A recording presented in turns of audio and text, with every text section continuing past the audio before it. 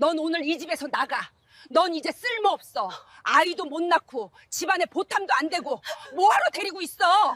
20년 전 어느 화창한 봄날 오후 대한민국 굴지의 재벌가 저택 앞마당에서 한 젊은 여자가 쫓겨났습니다. 5년 동안 온갖 구박을 견디며 며느리 노릇을 해왔지만 아이를 낳지 못한다는 이유 하나로 하루아침에 버림받은 것이죠. 남편은 고개를 돌린 채 아무 말도 하지 않았습니다. 그가 선택한 건 아내가 아니라 이미 임신했다는 젊은 비서였으니까요. 빗속을 헤매다 쓰러진 그녀는 응급실에서 충격적인 사실을 알게 됩니다. 자신의 뱃속에 이미 구주된 생명이 자라고 있었다는 것을요. 그때까지만 해도 그 재벌가는 알지 못했습니다.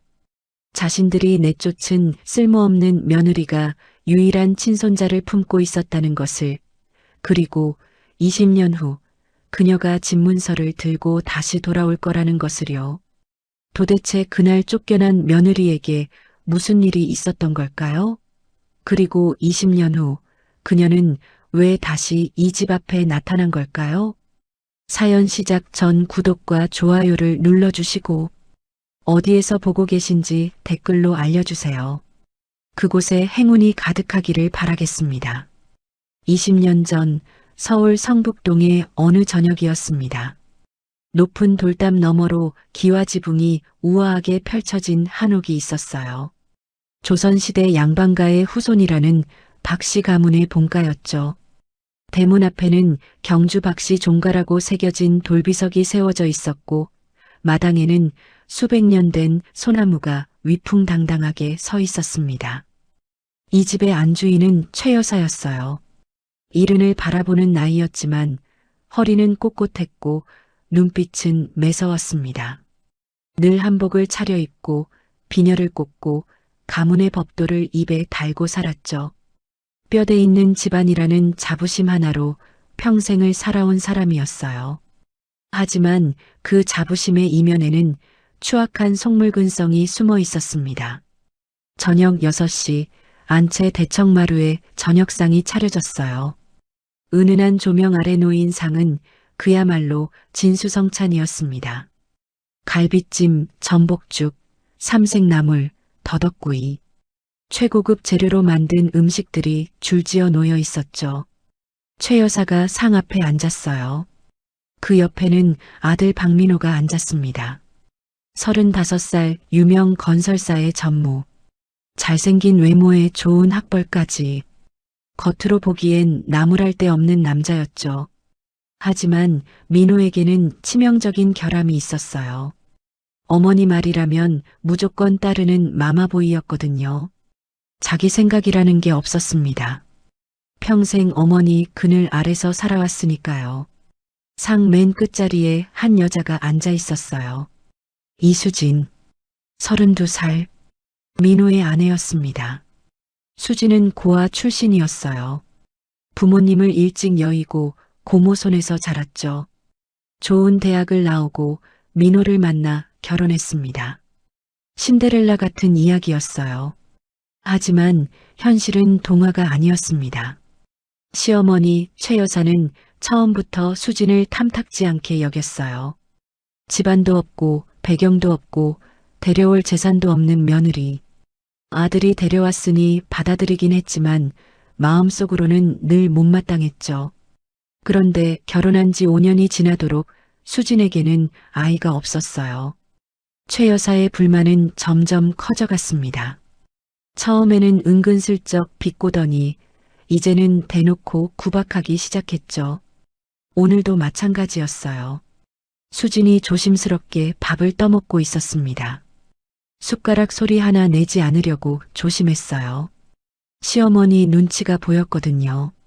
최 여사가 갈비찜을 한 점 집어 입에 넣었습니다. 그리고 인상을 찡그렸어요. 이게 뭐야? 짜기도 하지. 수진의 어깨가 움찔했어요. 오늘 직접 만든 갈비찜이었거든요. 어머니, 죄송해요. 제가 간을. 됐어. 말을 하면 뭐해. 손맛이 없는데. 최 여사가 숟가락을 내려놓았습니다. 친정 어머니한테 제대로 배운 게 없으니 그렇지. 아, 맞다. 너 친정 어머니 없지? 수진의 얼굴이 하얗게 질렸어요. 돌아가신 어머니 이야기까지 꺼내다니. 민호는 고개를 숙인 채 아무 말도 하지 않았습니다. 아내가 모욕당하는데도 방관했어요. 이게 하루 이틀 일이 아니었으니까요. 어머니, 수진이 떨리는 목소리로 말했어요. 어머니, 저 요즘 컨디션이 안 좋아서요. 다음엔 더 잘할게요. 컨디션? 맨날 컨디션 타령이야? 최 여사가 코웃음을 쳤습니다. 그렇게 몸이 약하니까 애도 못 낳는 거 아니야? 수진의 손이 떨렸어요. 숟가락을 쥔 손가락이 하얗게 질렸습니다. 저도 노력하고 있어요. 노력? 5년을 노력해도 안 되면 그건 안 되는 거야. 최 여사가 버럭 소리쳤어요. 우리 집안이 어떤 집안인데 경주 박씨 종갓집이야. 대가 끊기면 어쩌려고. 수진의 눈에 눈물이 그렁그렁 고였습니다. 하지만 울면 안 됐어요.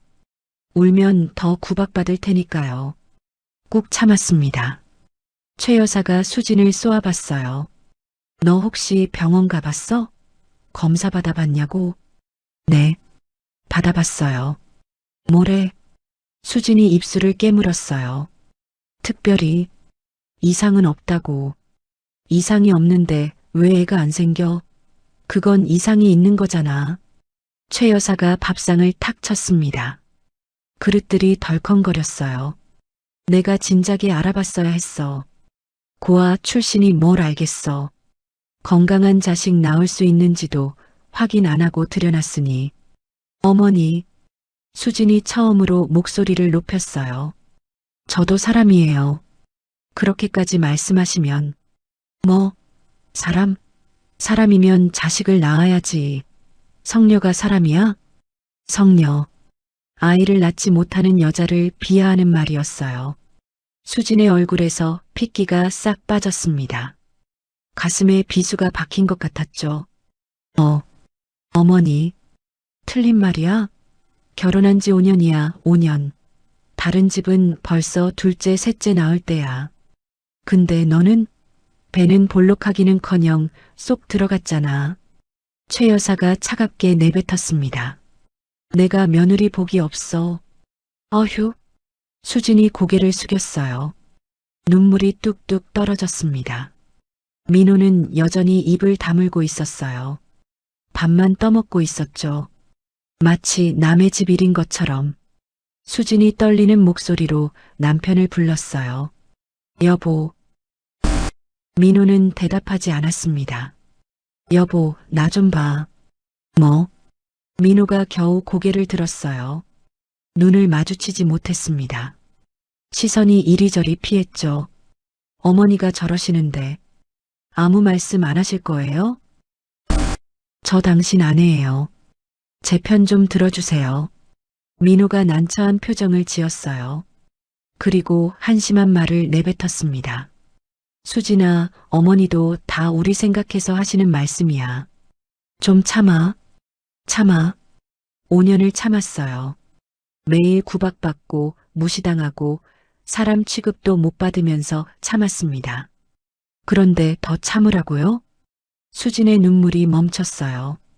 대신 가슴속에서 뜨거운 것이 치밀어 올랐습니다. 서러움이었어요. 억울함이었어요. 최 여사가 비웃었습니다. 그래, 민호 말이 맞아. 참아야지. 성녀 주제에 뭘 바라는 거야? 수지는 아무 말도 하지 못했어요. 숟가락을 내려놓고 자리에서 일어났습니다. 죄송합니다. 저 먼저 일어나겠습니다. 그래, 꺼져. 밥맛 떨어지게. 수진이 고개를 숙인 채 부엌으로 향했어요. 어깨가 들썩들썩 떨렸습니다. 부엌 구석에서 주저앉아 울었어요. 소리를 죽이고 울었습니다. 내가 뭘 잘못했길래. 내가 뭘. 그녀는 몰랐어요. 아이가 생기지 않는 건 자기 탓이 아니었다는 걸. 스트레스로 몸이 망가진 거라는 걸. 시어머니의 구박이 얼마나 큰 영향을 미쳤는지, 그리고 더 큰 비극이 다가오고 있다는 것도 몰랐습니다. 며칠 후, 민호의 회사에 새로운 비서가 들어왔어요. 김유라, 29살, 날씬한 몸매에 화려한 외모, 민호의 눈길을 끌기에 충분했습니다. 유라는 처음부터 민호를 노리고 있었어요. 재벌가 아들, 잘생긴 외모, 나약한 성격, 조종하기 딱 좋은 남자였거든요. 유라가 민호에게 커피를 건넸어요. 전무님, 오늘도 야근이세요? 힘드시겠어요. 민호가 피곤한 표정으로 고개를 끄덕였습니다. 요즘 집에서도 좀 시끄럽고, 무슨 일 있으세요? 말씀하셔도 돼요. 제가 들어드릴게요. 유라가 은근슬쩍 다가앉았어요. 민호의 팔에 살짝 기대듯이. 민호는 피하지 않았습니다. 그날 밤 민호는 집에 늦게 들어왔어요. 술 냄새를 풍기면서 수진이 걱정스럽게 물었습니다. 여보, 무슨 일 있어요? 요즘 왜 이렇게 늦어요?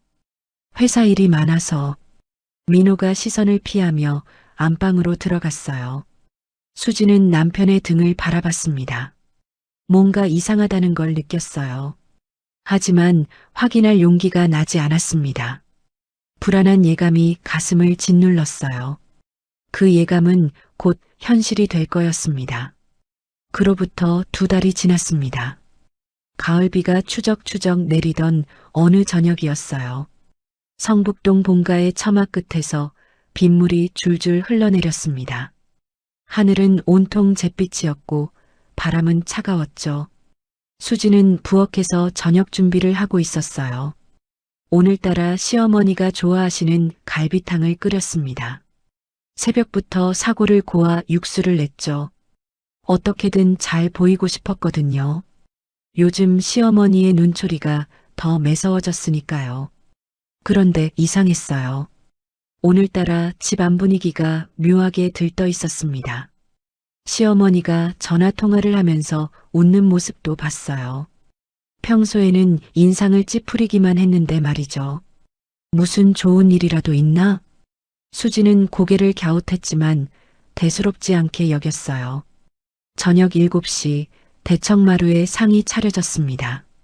그런데 오늘은 손님이 있었어요. 비서 김유라가 식탁 한쪽에 앉아 있었습니다. 수지는 의아했어요. 회사 비서가 왜 본가에까지 와서 저녁을 먹는 걸까? 민호의 얼굴을 힐끗 봤지만 남편은 시선을 피했습니다. 최 여사가 유난히 상냥한 목소리로 말했어요. 유라야, 많이 먹어. 우리 집 음식 맛이 어때? 정말 맛있어요, 사모님. 감사합니다. 유라가 새침하게 웃었어요. 그 미소가 어딘가 야릇했습니다. 수지는 구석자리에 앉아 조용히 밥을 먹었어요. 뭔가 불안했지만 내색하지 않았습니다. 그때 최 여사가 입을 열었어요. 수진아. 네, 어머니. 너 잠깐 부엌 가서 물 좀 더 떠와. 네. 아, 네. 수진이 자리에서 일어났습니다. 물은 식탁 위에 충분히 있었지만 시어머니 말씀이니 따랐어요. 부엌으로 가는 수진의 뒷모습을 유라가 흘끗 바라봤습니다. 입꼬리가 살짝 올라갔죠. 수진이 부엌에 가 있는 동안 대청마루에서 작은 소란이 일어났어요. 잠시 후 수진이 물병을 들고 돌아왔습니다. 그런데 분위기가 완전히 달라져 있었어요. 최 여사의 얼굴이 환하게 빛나고 있었습니다. 민호는 어색한 표정이었고요. 유라는 고개를 숙이고 있었는데 볼이 발그레했어요. 무슨 일이에요? 수진이 조심스럽게 물었습니다. 최 여사가 수진을 바라봤어요. 눈빛이 차가웠다가 갑자기 승리에 찬 미소로 바뀌었습니다. 수진아, 좋은 소식이 있어. 좋은 소식이요? 그래. 아주 좋은 소식. 최 여사가 유라를 바라봤어요. 유라야, 내가 직접 말해봐. 유라가 천천히 고개를 들었습니다. 그리고 수진을 똑바로 바라보며 말했어요. 저 임신했어요. 수진의 머릿속이 하얘졌습니다. 네, 민호 씨 아이예요. 시간이 멈춘 것 같았어요. 수진은 자기 귀를 의심했습니다. 지금 뭐라고 했지? 뭐라고요? 수진의 목소리가 떨렸어요. 유라가 가방에서 서류 봉투를 꺼냈습니다. 그 안에서 초음파 사진과 진단서를 꺼내 테이블 위에 올려놓았어요. 여기 증거예요. 임신 8주 차. 민호 씨 아이가 확실해요. 수진이 그 사진을 멍하니 바라봤어요. 흑백의 초음파 사진. 작은 점 하나가 찍혀 있었습니다. 손이 부들부들 떨렸어요. 여보. 수진이 민호를 바라봤습니다. 민호는 고개를 숙이고 있었어요. 눈을 마주치지 못했습니다. 이게 무슨 일이야? 나한테 설명해봐. 수진의 목소리가 높아졌어요. 민호가 겨우 입을 열었습니다. 수진아, 미안해. 미안하다고? 그게 다야? 나도 어쩔 수 없었어. 술 마시고 실수로. 실수라고? 수진이 비명에 가까운 소리를 질렀어요. 5년이야. 나 5년 동안 당신 아이 가지려고 얼마나 노력했는데. 근데 실수로 다른 여자한테 아이를 만들어? 최 여사가 끼어들었습니다. 목소리가 차가웠어요. 됐어. 조용히 해. 어머니, 조용히 하라고. 최 여사가 손바닥으로 테이블을 탁 쳤어요. 수진아, 이렇게 된 거 어쩔 수 없어. 유라가 민호 아이를 가졌어. 우리 집안 핏줄을. 그게 무슨 말씀이세요? 저도 노력하면 5년을 노력해도 안 됐잖아. 최 여사가 버럭 소리쳤습니다. 넌 안 돼. 성녀라고. 아이를 못 낳는 여자라고. 그 말이 비수처럼 가슴에 박혔어요. 수진의 눈에서 눈물이 쏟아졌습니다. 어머니, 그건 아직 모르는 거예요. 저도 아이를 가질 수 있어요. 닥쳐. 최 여사가 일어섰어요. 넌 오늘 이 집에서 나가. 네, 나가라고. 당장. 수진은 믿을 수가 없었어요. 귀를 의심했습니다. 어머니, 저 5년 동안 이 집에서 온갖 구박 다 받으면서 살았어요. 그런데 하루아침에 나가라고요? 그래, 나가. 최 여사가 냉정하게 말했습니다. 넌 이제 쓸모없어. 아이도 못 낳고 집안에 보탬도 안 되고 뭐하러 데리고 있어? 쓸모없다고요? 수진의 목소리가 갈라졌어요. 저 사람이에요, 어머니. 물건이 아니에요. 5년을 함께 산 며느리예요. 며느리? 최 여사가 코웃음을 쳤습니다. 며느리면 뭐래? 대를 이을 자식을 못 낳으면 그냥 식충이지. 수진이 민호를 바라봤어요. 마지막 희망이었습니다. 여보, 당신은 아니라고 해줘. 나 나가라는 거 아니라고 해줘. 민호는 고개를 숙인 채 입을 열었어요. 수진아, 일단 좀 나가 있어. 정리할 시간이 필요해. 정리? 무슨 정리? 나도 생각할 시간이 필요해. 수진은 남편의 얼굴을 바라봤습니다. 거기에는 사랑도 미안함도 아무것도 없었어요. 그냥 귀찮다는 표정뿐이었습니다. 5년이었어요. 5년 동안 이 남자를 믿고 살았습니다. 시어머니 구박에도 참았던 건 남편이 있었기 때문이에요. 그런데 그 남편이 자기를 버리려 하고 있었습니다. 여보, 나 정말 쫓아내는 거야? 민호는 대답하지 않았어요. 시선을 피할 뿐이었습니다. 그 침묵이 답이었어요. 유라가 슬쩍 미소를 지었습니다. 언니 미안해요. 저도 이렇게 되고 싶진 않았는데. 미안하다고요? 저 얼굴이 미안해하는 얼굴인가요? 수지는 유라를 바라봤어요.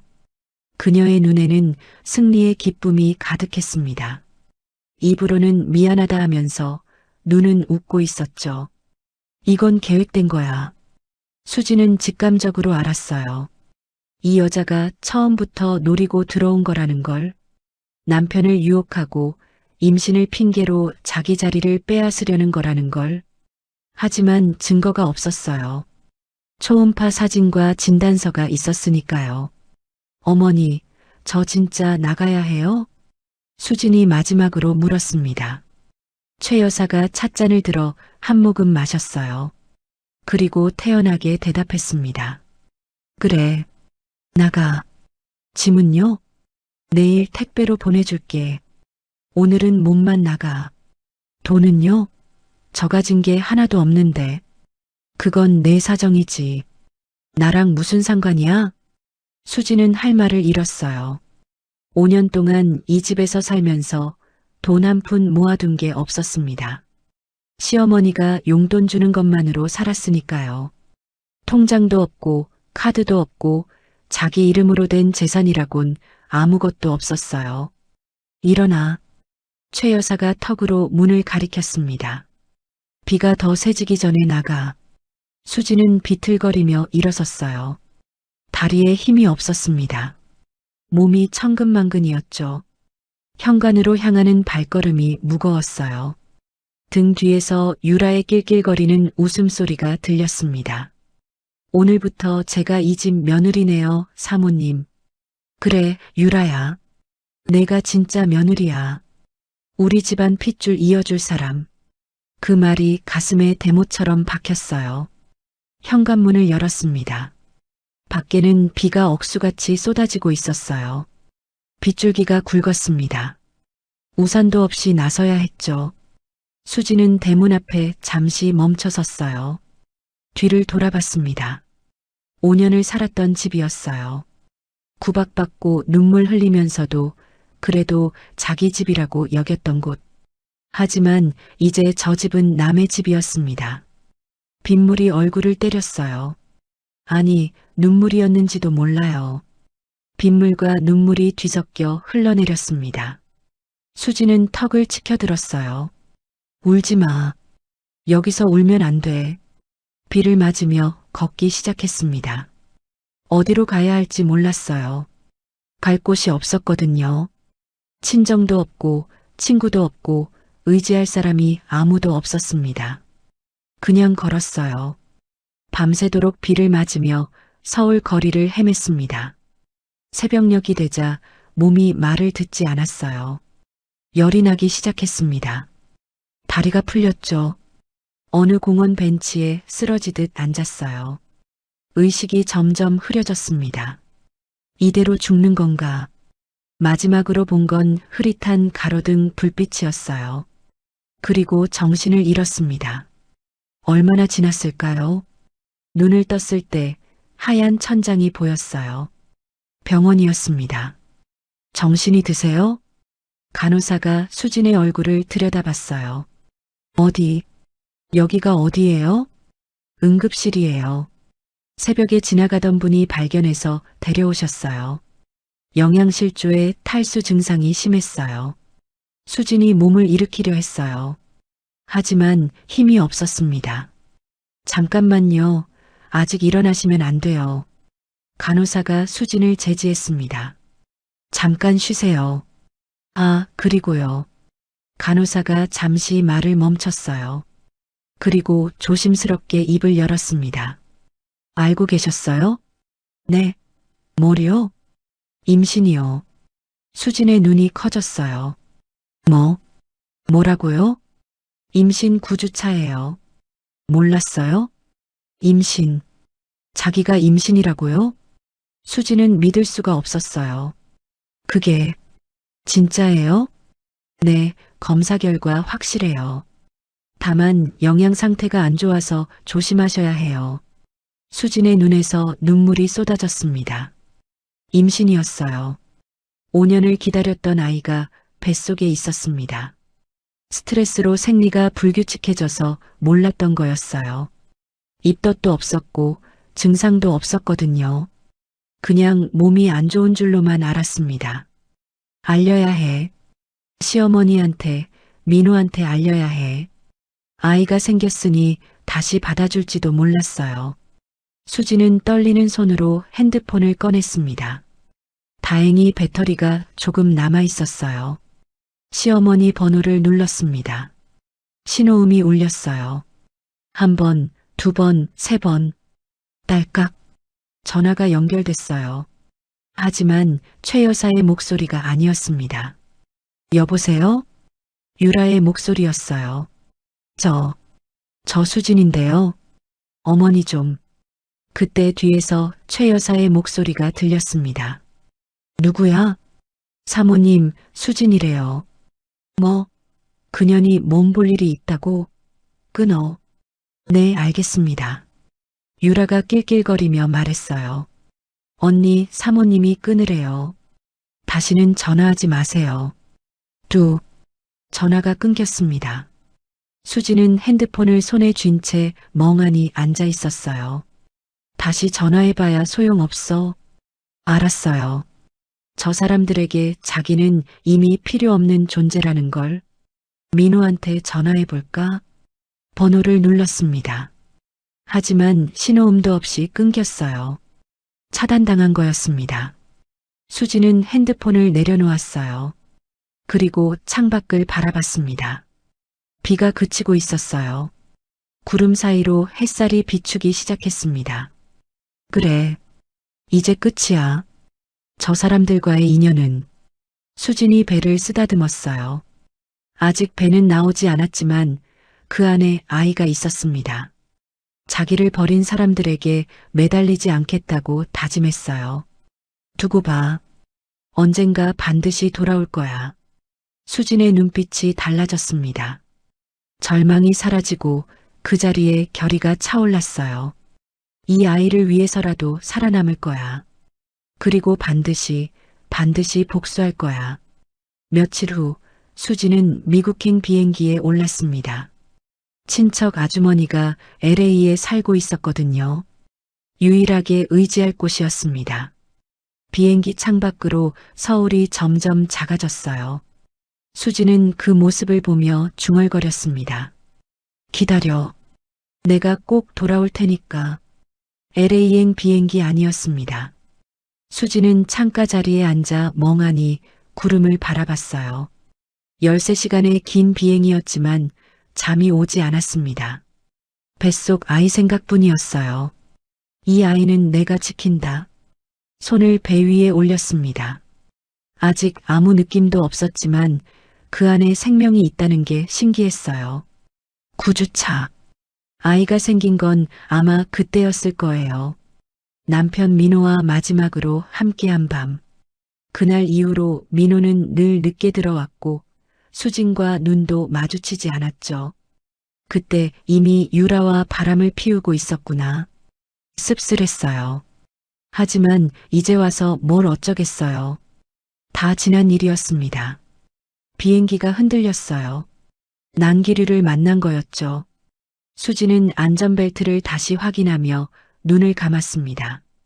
엄마가 될 거야. 이 아이의 엄마. 처음으로 미래가 조금 보이는 것 같았어요.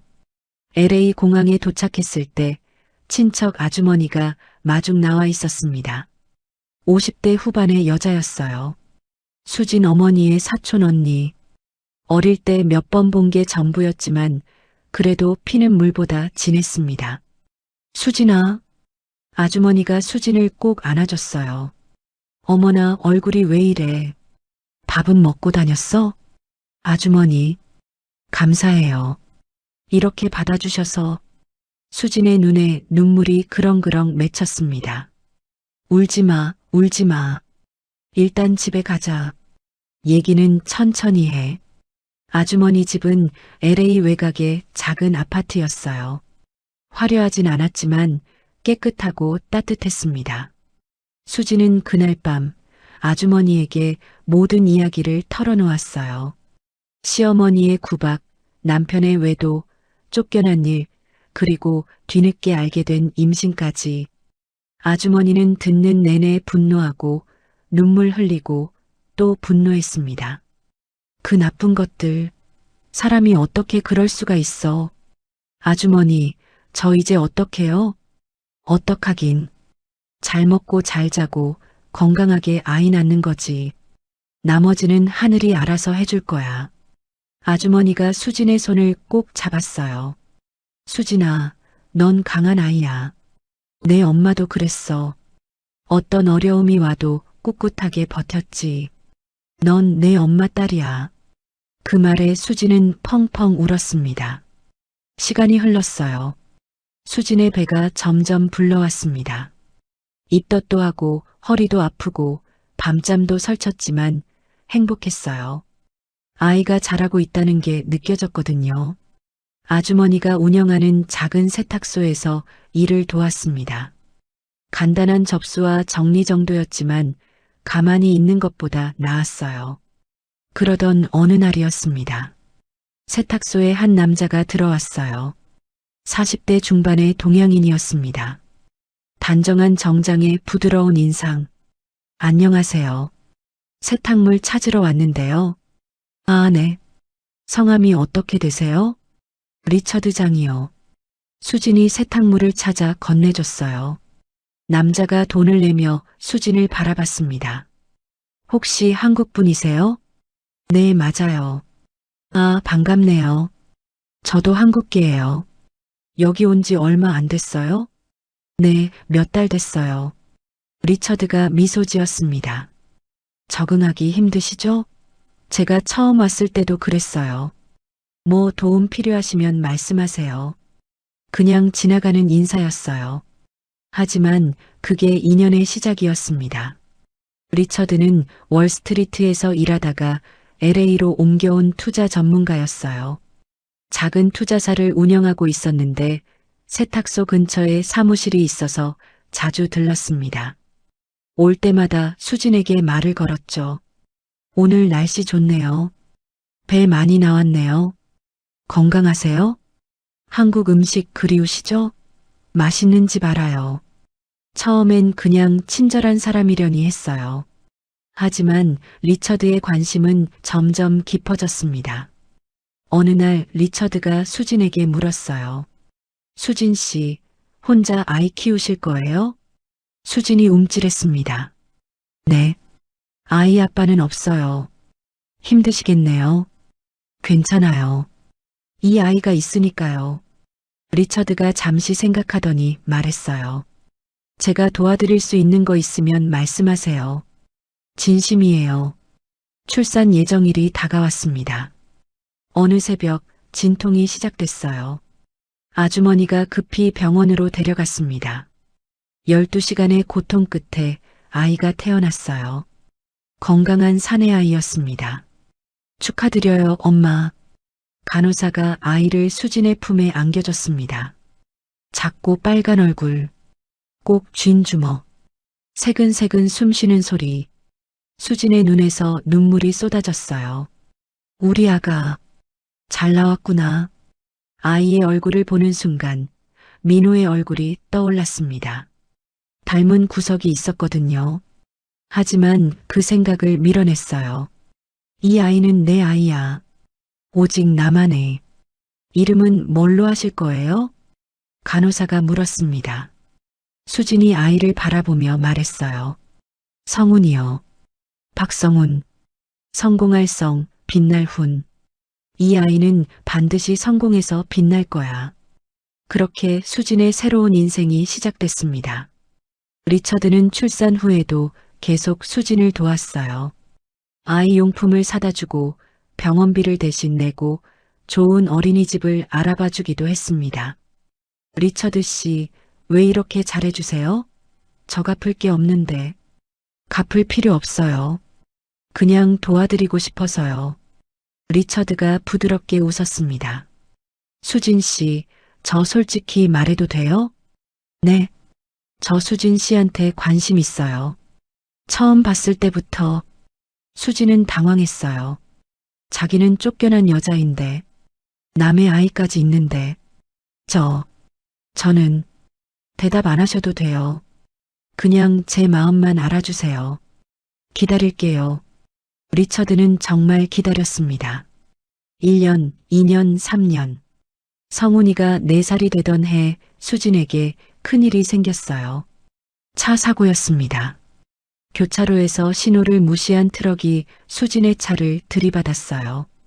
차는 완전히 찌그러졌고 수진은 중상을 입었습니다. 응급실로 실려갔어요. 얼굴과 몸 곳곳에 심한 부상을 입었습니다. 특히 얼굴은 많이 다쳤어요.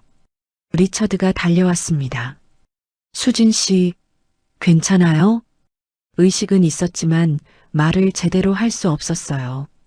의사가 리처드에게 말했습니다. 얼굴 재건 수술이 필요합니다. 뼈가 많이 손상됐어요. 해주세요. 비용은 제가 대겠습니다. 그렇게 수진은 3번의 수술을 받았어요. 몇 달 후 붕대를 풀었을 때 거울 속에는 낯선 얼굴이 있었습니다. 예전의 수진이 아니었어요. 이목구비가 더 뚜렷해지고 세련되게 변해 있었습니다. 완전히 다른 사람 같았죠. 이게 나야? 수진이 거울을 만지며 중얼거렸어요. 리처드가 옆에서 말했습니다. 여전히 아름다워요, 수진 씨. 그 후로 몇 년이 더 지났습니다. 리처드와 수진은 결국 결혼했어요. 성훈이도 리처드를 아빠처럼 따랐습니다. 리처드는 수진에게 투자와 경영을 가르쳐 줬어요. 수진은 놀라운 재능을 보였습니다. 숫자에 밝았고 판단력이 뛰어났거든요. 10년 후 리처드가 심장마비로 세상을 떠났습니다. 슬펐지만 그가 남긴 투자사를 수진이 물려받았어요. 수진은 회사를 키웠습니다. 미셸리라는 영어 이름으로 활동하며 월스트리트에서 이름을 날렸죠. 20년이 흘렀습니다. 미셸리는 이제 글로벌 투자사의 대표가 되어 있었어요. 성훈이도 훌륭하게 자라 회사에서 일하고 있었습니다. 어느 날 수진은 노트북으로 한국 뉴스를 검색했어요. 그리고 하나의 기사를 발견했습니다. 경주 박씨 종가 부동산 투자 실패로 파산 위기. 기사에는 익숙한 얼굴이 있었어요. 최 여사와 박민호.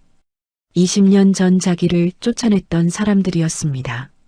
수진의 입꼬리가 천천히 올라갔어요. 드디어 때가 됐구나. 그녀는 비서에게 전화했습니다. 한국행 비행기 예약해줘. 그리고 박씨 가문에 대한 정보 다 모아놔. 복수의 시간이 다가오고 있었습니다. 20년 후 서울. 인천공항에 전용기 한 대가 착륙했습니다. 활주로에는 검은색 벤츠 세대가 대기하고 있었어요. 공항 VIP 통로가 열리고 한 여자가 걸어 나왔습니다. 미셸리. 50대 중반이었지만 나이를 짐작하기 어려웠어요. 단정하게 올린 머리, 샤넬 정장, 에르메스 버킨백. 걸음걸이 하나하나에 위험이 넘쳤습니다. 20년 전 비 맞으며 쫓겨났던 이수진의 모습은 어디에도 없었어요. 교통사고 후 재건 수술로 얼굴이 완전히 달라졌거든요. 예전의 순하고 여린 인상은 사라지고 날카롭고 세련된 얼굴이 되어 있었습니다. 그 옆에 젊은 남자가 함께 걸었어요. 박성훈, 25살, 수진의 친아들이었습니다. 반듯한 이목구비에 훤칠한 키, 하버드 MBA를 졸업하고 어머니 회사에서 수행비서로 일하고 있었죠. 겉으로 보기엔 완벽한 엘리트 청년이었습니다. 엄마, 긴장되세요? 성훈이 조용히 물었어요. 수진이 선글라스를 벗으며 대답했습니다. 아니, 오히려 설레는구나. 20년 만이잖아요. 그래, 20년. 수진이 서울 하늘을 올려다봤어요. 이날만 기다렸어. 차가 강남으로 향했습니다. 수진은 차 안에서 태블릿을 펼쳤어요. 화면에 박씨 가문의 현황이 정리되어 있었습니다. 상황은 처참했어요. 20년 전만 해도 경주 박씨 종가는 대단했습니다. 성북동 본가에 강남 상가 건물 3채, 지방의 땅까지 꽤 큰 재산이었죠. 하지만 지금은 달랐어요. 유라의 사치가 시작이었습니다. 명품백, 해외여행, 고급 레스토랑. 돈을 물쓰듯 썼죠. 거기에 아들 도준이 크면서 사고를 치기 시작했어요. 음주운전, 폭행, 도박. 합의금만 수억이 들어갔습니다. 민호는 손 놓고 있었어요. 어머니 말만 듣고 아내 말만 듣고 스스로 결정하는 게 없었죠. 회사도 제대로 못 굴리고 부동산 투자도 실패했습니다. 강남 상가 세 채는 이미 팔렸고 지방 땅도 경매로 넘어갔어요. 남은 건 성북동 본가와 마지막 상가 하나뿐이었습니다. 그마저도 담보로 잡혀 있었어요. 은행 대출 이자도 밀리고 있었죠. 처참하네. 수진이 태블릿을 덮으며 말했어요. 자업자득이에요. 성훈이 차갑게 대답했습니다. 그래, 자업자득이지. 수진이 창밖을 바라봤어요. 하지만 아직 부족해. 내가 직접 끝장을 봐야 해.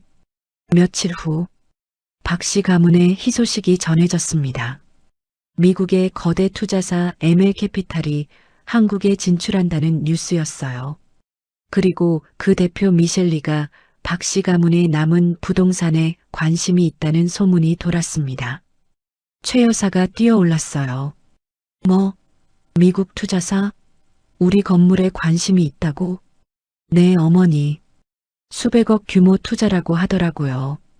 민호가 들뜬 목소리로 말했습니다. 유라도 눈이 반짝였어요. 어머, 드디어 기회가 온 거 아니에요? 우리 다시 일어설 수 있겠네. 최 여사가 고개를 끄덕였습니다. 연락해봐. 어떻게든 미팅 잡아. 며칠 후 미셸리 측에서 연락이 왔어요. 투자 검토를 위해 직접 만나고 싶다는 내용이었습니다. 최 여사는 난리가 났어요. 집 청소해. 음식 준비해. 최고급으로. 20년 전 수진에게 물 심부름시키며 갑질하던 그 모습은 온데간데 없었습니다. 돈 앞에서는 고개가 저절로 숙여지는 법이죠. 미팅 당일, 미셸리가 성북동 본가에 도착했습니다. 검은색 벤츠에서 내린 그녀를 보고 최 여사가 달려나왔어요. 아흔을 바라보는 나이에 허리가 굽었지만 오늘만큼은 꼿꼿하게 폈습니다. 어서 오세요, 미셸 대표님. 먼 길 오시느라 수고 많으셨습니다. 최 여사가 90도로 허리를 숙였어요. 20년 전 며느리에게 꺼져라고 하던 그 입으로 이제는 굽신거리고 있었습니다. 수지는 선글라스 너머로 최 여사를 바라봤어요. 많이 늙었네. 하지만 인상은 여전했습니다. 눈밑주름 사이로 탐욕이 번뜩였거든요. 반갑습니다, 최 여사님. 수진이 능숙한 영어 악센트를 섞어 한국어로 말했어요. 오랜만에 한국에 와서 정말 반갑네요. 아이고, 한국말을 이렇게 잘하시다니. 어서 들어오세요. 최 여사가 앞장서서 안내했습니다. 수진이 대문을 지나 마당으로 들어섰어요. 20년 만이었습니다. 이 마당에서 비를 맞으며 쫓겨났었죠. 그때의 굴욕과 서러움이 떠올랐어요. 하지만 내색하지 않았습니다. 정원이 아름답네요. 아, 감사합니다. 저희 집안 대대로 갖고 온 정원이에요.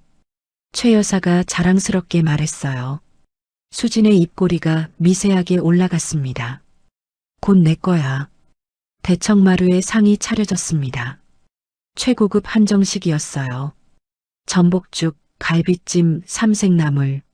최 여사가 정성껏 준비한 게 분명했습니다. 민호와 유라도 동석했어요. 민호는 55이 됐는데 많이 늙어 있었습니다. 흰머리가 듬성듬성 났고 눈 밑에는 다크서클이 짙었죠. 예전에 잘생긴 외모는 찾아보기 힘들었어요. 유라는 50이 됐지만 화장을 진하게 하고 명품으로 치장하고 있었습니다. 하지만 눈가 주름은 숨길 수 없었죠. 미셸 대표님, 많이 드세요. 유라가 능글맞게 웃으며 말했어요. 수지는 그 얼굴을 바라봤습니다. 인연이구나. 날 쫓아내고 내 자리를 차지한 년. 하지만 티를 내지 않았어요. 감사합니다. 맛있네요. 젓가락을 들어 음식을 맛봤습니다. 그런데 음식 맛있었어요. 소금이 너무 많이 들어갔거든요.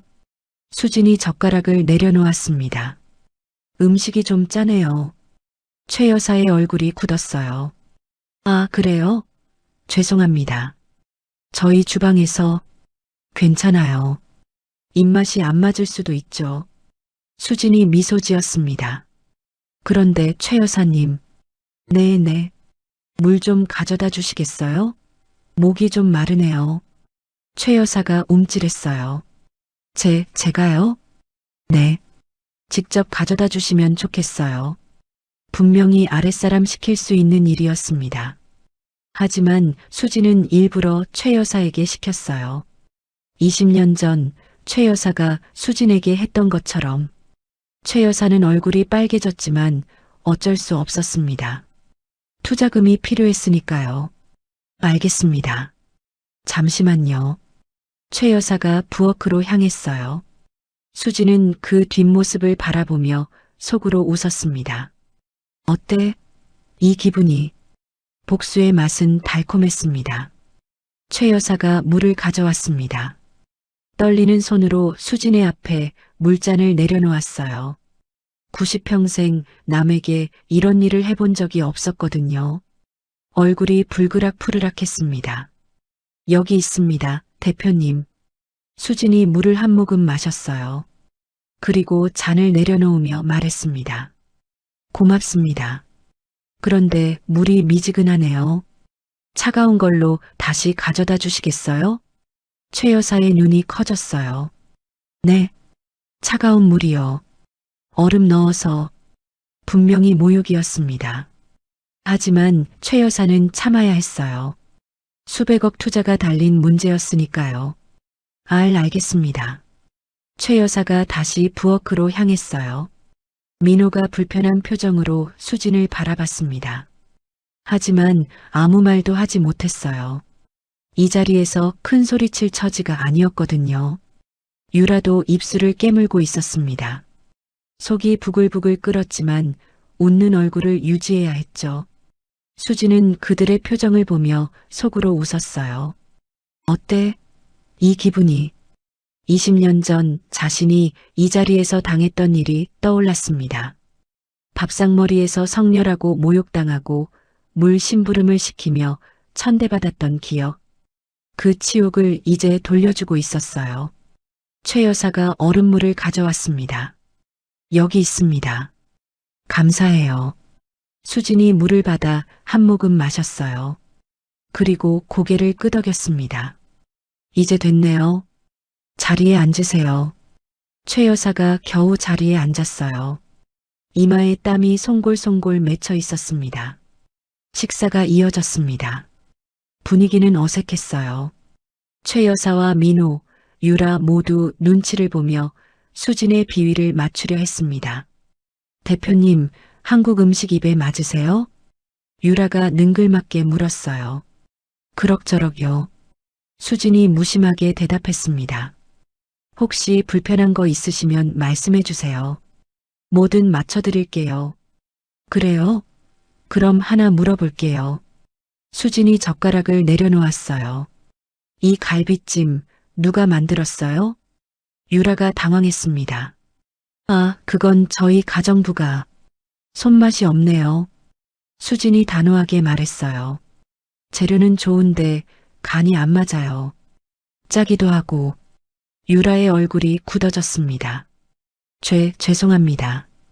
다음엔 더 신경 쓸게요. 괜찮아요. 친정 어머니한테 제대로 배운 게 없으면 그럴 수도 있죠. 그 말에 최 여사의 눈이 번쩍 뜨였어요. 어디서 많이 들어본 말이었거든요. 20년 전 자신이 수진에게 했던 말과 똑같았습니다. 하지만 설마 했어요. 이 미국에서 온 투자자가 그 일을 알 리가 없으니까요. 수진은 태연하게 물을 한 모금 마셨습니다. 기억나? 그때 내가 나한테 한 말. 속으로 중얼거렸어요. 식사가 끝나고 차가 나왔습니다. 수진이 찻잔을 들며 본론을 꺼냈어요. 자, 이제 사업 얘기를 해볼까요? 최 여사와 민호가 긴장했습니다. 네네. 말씀하세요. 제가 이 동네 부동산에 관심이 있어요. 특히 이 저택과 강남에 있는 상가. 최 여사의 눈이 반짝였어요. 아, 그러세요?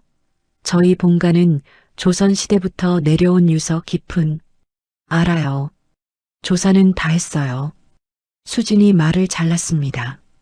문제는 지금 상황이 안 좋다는 거죠.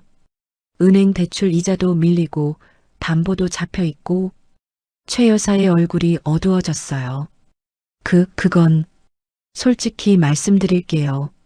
제가 지금 사겠다고 하면 훨씬 싸게 살 수 있어요. 경매로 넘어가면 더 싸지겠죠. 민호가 안절부절 못했습니다. 대표님, 그러시면. 하지만 수진이 말을 끊었어요. 제가 다른 방법을 제안할게요. 다른 방법이요? 네.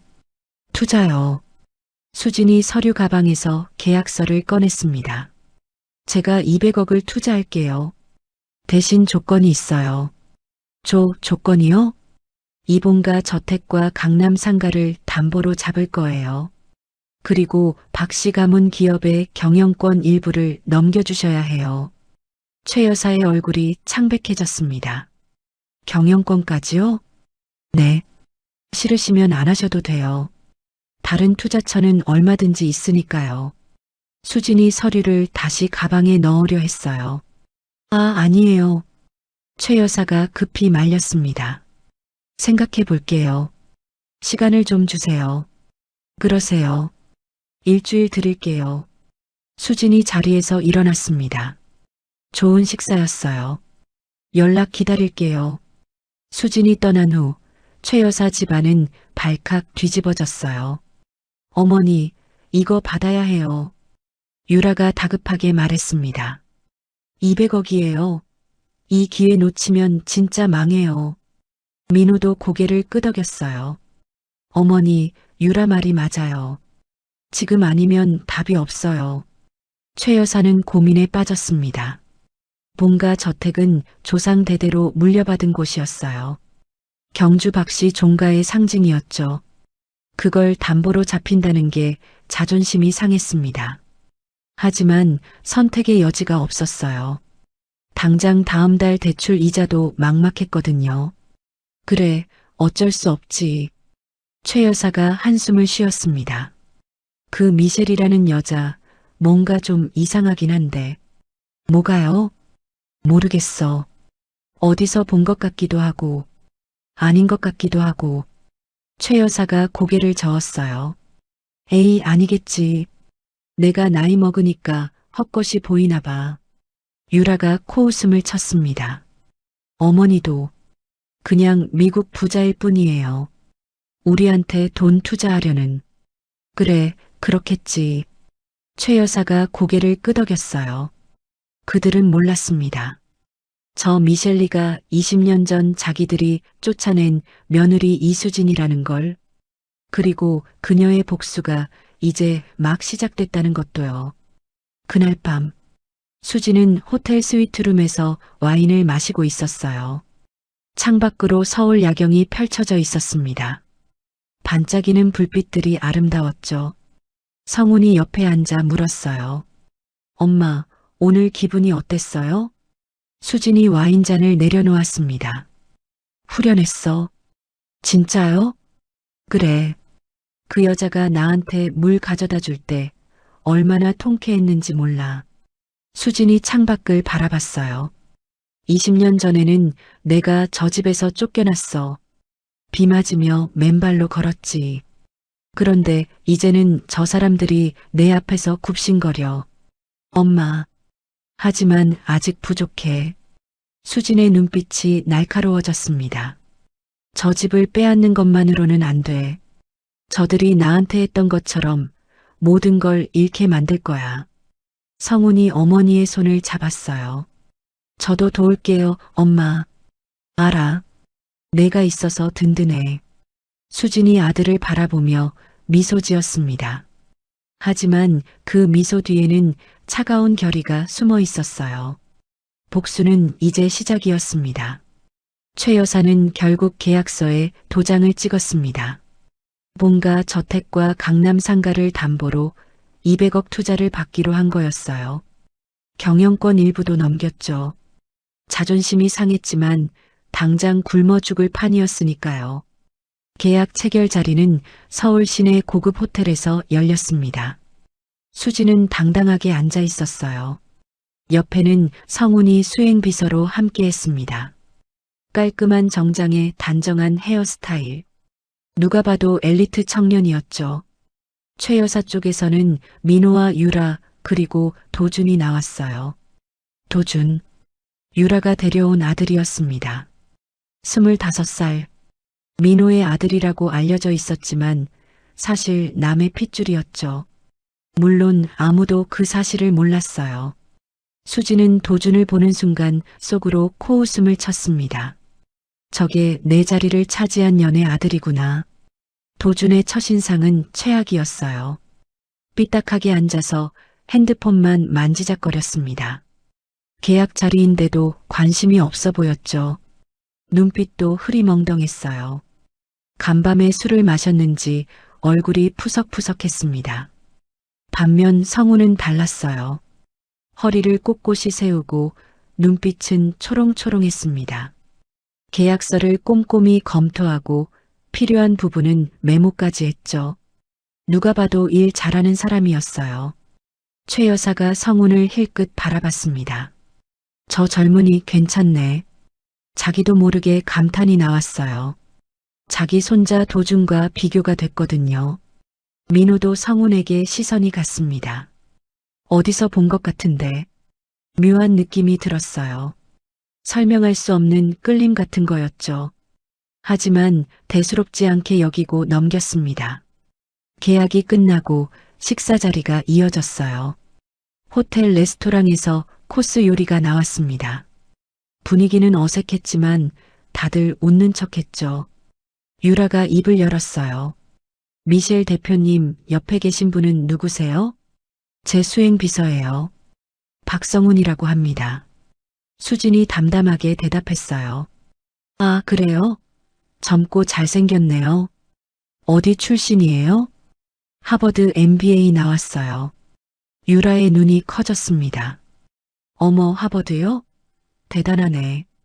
유라가 도준을 힐끗 봤어요. 도준은 여전히 핸드폰만 보고 있었습니다. 게임을 하는 것 같았죠. 도준아, 너도 인사해. 네. 도준이 건성으로 고개를 들었어요. 아, 네. 안녕하세요. 그리고 다시 핸드폰에 시선을 고정했습니다. 유라의 얼굴이 빨개졌어요. 창피했거든요. 남의 비서는 하버드 출신인데 자기 아들은 적골이니. 도준아, 핸드폰 좀 내려놔. 왜요? 지금 게임 중인데. 어른들 앞에서 그게 뭐야? 아, 알았어요. 짜증나게. 도준이 투덜거리며 핸드폰을 주머니에 넣었어요. 하지만 표정은 여전히 불만이 가득했습니다. 수지는 그 모습을 보며 속으로 웃었어요. 저게 박씨 가문의 후계자라고? 한심했습니다. 20년 동안 뭘 하며 살았는지. 식사 중간에 최 여사가 성훈에게 말을 걸었어요. 성훈 씨, 부모님은 뭐 하시나요? 성훈이 잠시 수진을 바라봤어요. 수진이 미세하게 고개를 끄덕였습니다. 어머니는 사업가세요. 아버지는 일찍 돌아가셨고요. 아이고, 그랬구나. 힘들었겠네. 최 여사가 동정하는 척했어요. 근데 어머니 성함이 어떻게 되세요? 그건 왜요? 성훈이 조심스럽게 물었습니다. 아니, 그냥 혹시 아는 분인가 싶어서. 알 리 없을 거예요. 미국에서 오래 사셨으니까요. 성훈이 담담하게 대답했어요. 최 여사는 고개를 끄덕였지만 뭔가 찜찜한 기분이 들었습니다.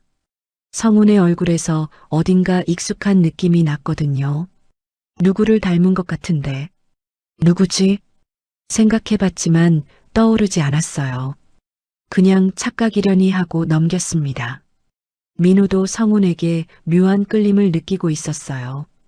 이 청년 뭔가 다르다. 도준에게는 한 번도 느껴본 적 없는 감정이었습니다. 아들을 보면서 뿌듯함이나 기대감 같은 걸 느껴본 적이 없었거든요.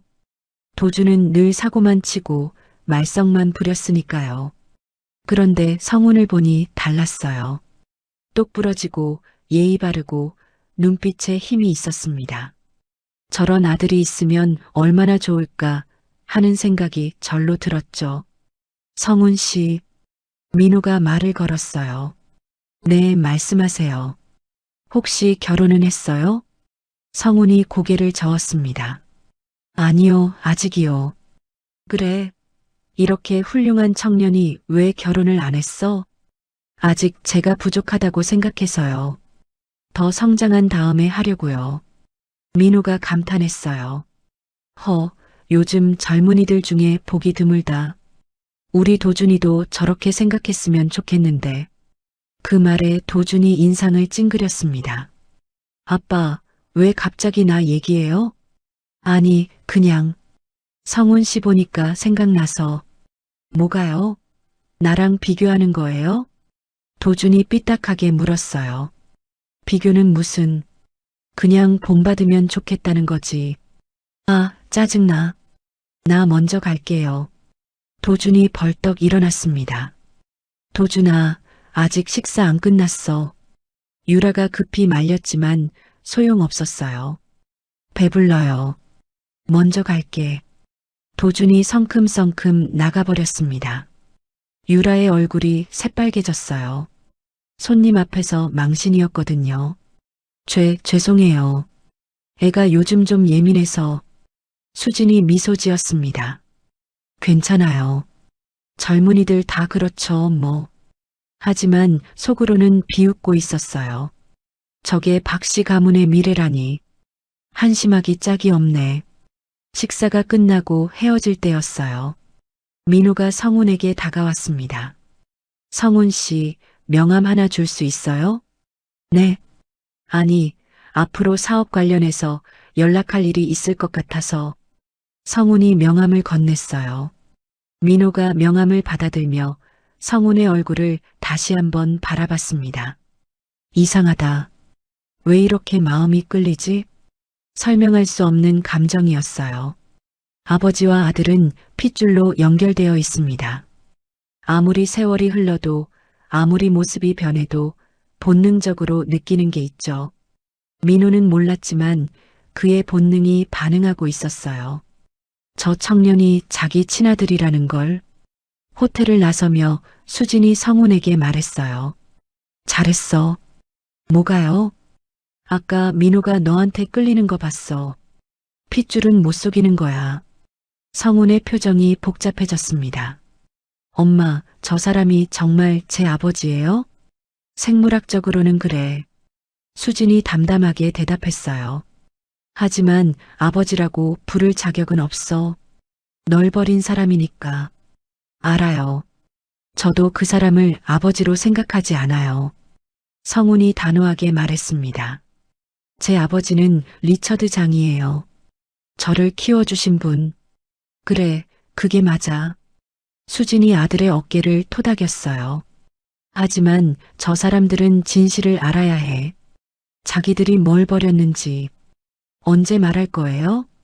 아직은 아니야. 좀 더 조여야 해. 수진의 눈빛이 날카로워졌습니다. 저들이 완전히 무너졌을 때, 그때 밝힐 거야. 성훈이 고개를 끄덕였어요. 알겠어요, 엄마. 기다릴게요. 모자는 나란히 걸으며 호텔을 빠져나왔습니다. 서울의 밤하늘에 별이 빛나고 있었어요. 복수의 그물은 점점 좁혀지고 있었습니다. 그날 밤, 최 여사 집에서는 난리가 났어요. 도준이 이 녀석? 어딜 갔어? 최 여사가 소리쳤습니다. 도준이 식사 자리에서 나간 뒤로 연락이 안 됐거든요. 전화도 안 받고 문자도 안 읽고 밤 11시가 넘어서야 도준이 집에 들어왔어요. 술 냄새를 풍기면서 할머니, 왜 그래요? 왜 그래? 전화는 왜 안 받아? 아, 배터리 나갔어요. 도준이 시큰둥하게 대답했습니다. 그리고 저 오늘 기분 나빴어요. 아빠가 그 머시기 성훈이랑 자꾸 비교하잖아요. 그게 뭐가 어때서? 내가 잘하면 비교 안 당하지. 최 여사가 버럭 소리쳤어요. 남의 집에는 하버드 나왔는데 넌 뭐야? 대학도 못 졸업하고. 아, 또 시작이네. 안 들을래요. 도준이 방으로 들어가려 했습니다. 거기서 최 여사가 도준의 팔을 잡았어요. 넌 이 집안 장손이야. 좀 정신 차려. 응?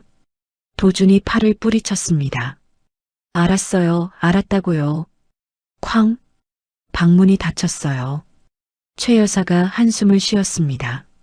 저 녀석 어쩌다 저렇게 됐어. 유라가 옆에서 변명했어요. 어머니, 도준이도 힘들어서 그래요. 좀 이해해 주세요. 이해? 25이 뭐가 힘들어? 최 여사가 쏘아붙였습니다. 그 성훈이라는 애 봤지? 같은 나이인데 저렇게 다르잖아. 도대체 너네를 어떻게 키운 거야? 유라의 얼굴이 굳어졌어요. 어머니, 그건 좀. 됐어. 얘기 안 해. 최 여사가 손을 내저었습니다. 그리고 방으로 들어가며 중얼거렸어요. 저 미셸이란 여자 뭔가 이상해. 눈빛이 심상치 않아. 최 여사의 불안한 예감은 점점 커지고 있었습니다. 하지만 이미 늦었어요. 수진의 그물은 벌써 그들을 단단히 올가매고 있었으니까요. 계약 후 한 달이 지났습니다. 수진은 약속대로 200억을 투자했어요. 박 씨 가문에 밀린 대출 이자가 갚아지고 급한 불은 껐습니다. 최 여사는 안도의 한숨을 쉬었어요. 휴, 이제 좀 살겠다. 하지만 그건 착각이었습니다. 수지는 투자금을 미끼로 조금씩 경영에 개입하기 시작했어요. 회계장부를 요청하고 임직원 명단을 검토하고 모든 지출 내역을 보고받았죠. 처음에는 투자자로서 당연한 거라고 생각했어요. 하지만 시간이 지날수록 간섭이 심해졌습니다. 이번 달 접대비가 너무 많네요. 줄여야겠어요. 수진이 회의 자리에서 말했어요. 민호가 당황했습니다. 그건 거래처 관리 때문에. 거래처요? 어떤 거래처인데요? 수진이 서류를 펼쳤어요. 여기 보니까 골프장, 룸살롱, 고급 레스토랑. 전부 유흥비잖아요. 민호의 얼굴이 빨개졌습니다. 그게 앞으로 이런 지출은 제 승인 없이 안 됩니다. 알겠죠? 단호한 목소리였어요. 민호는 반박하지 못했습니다. 계약서에 그렇게 되어 있었거든요.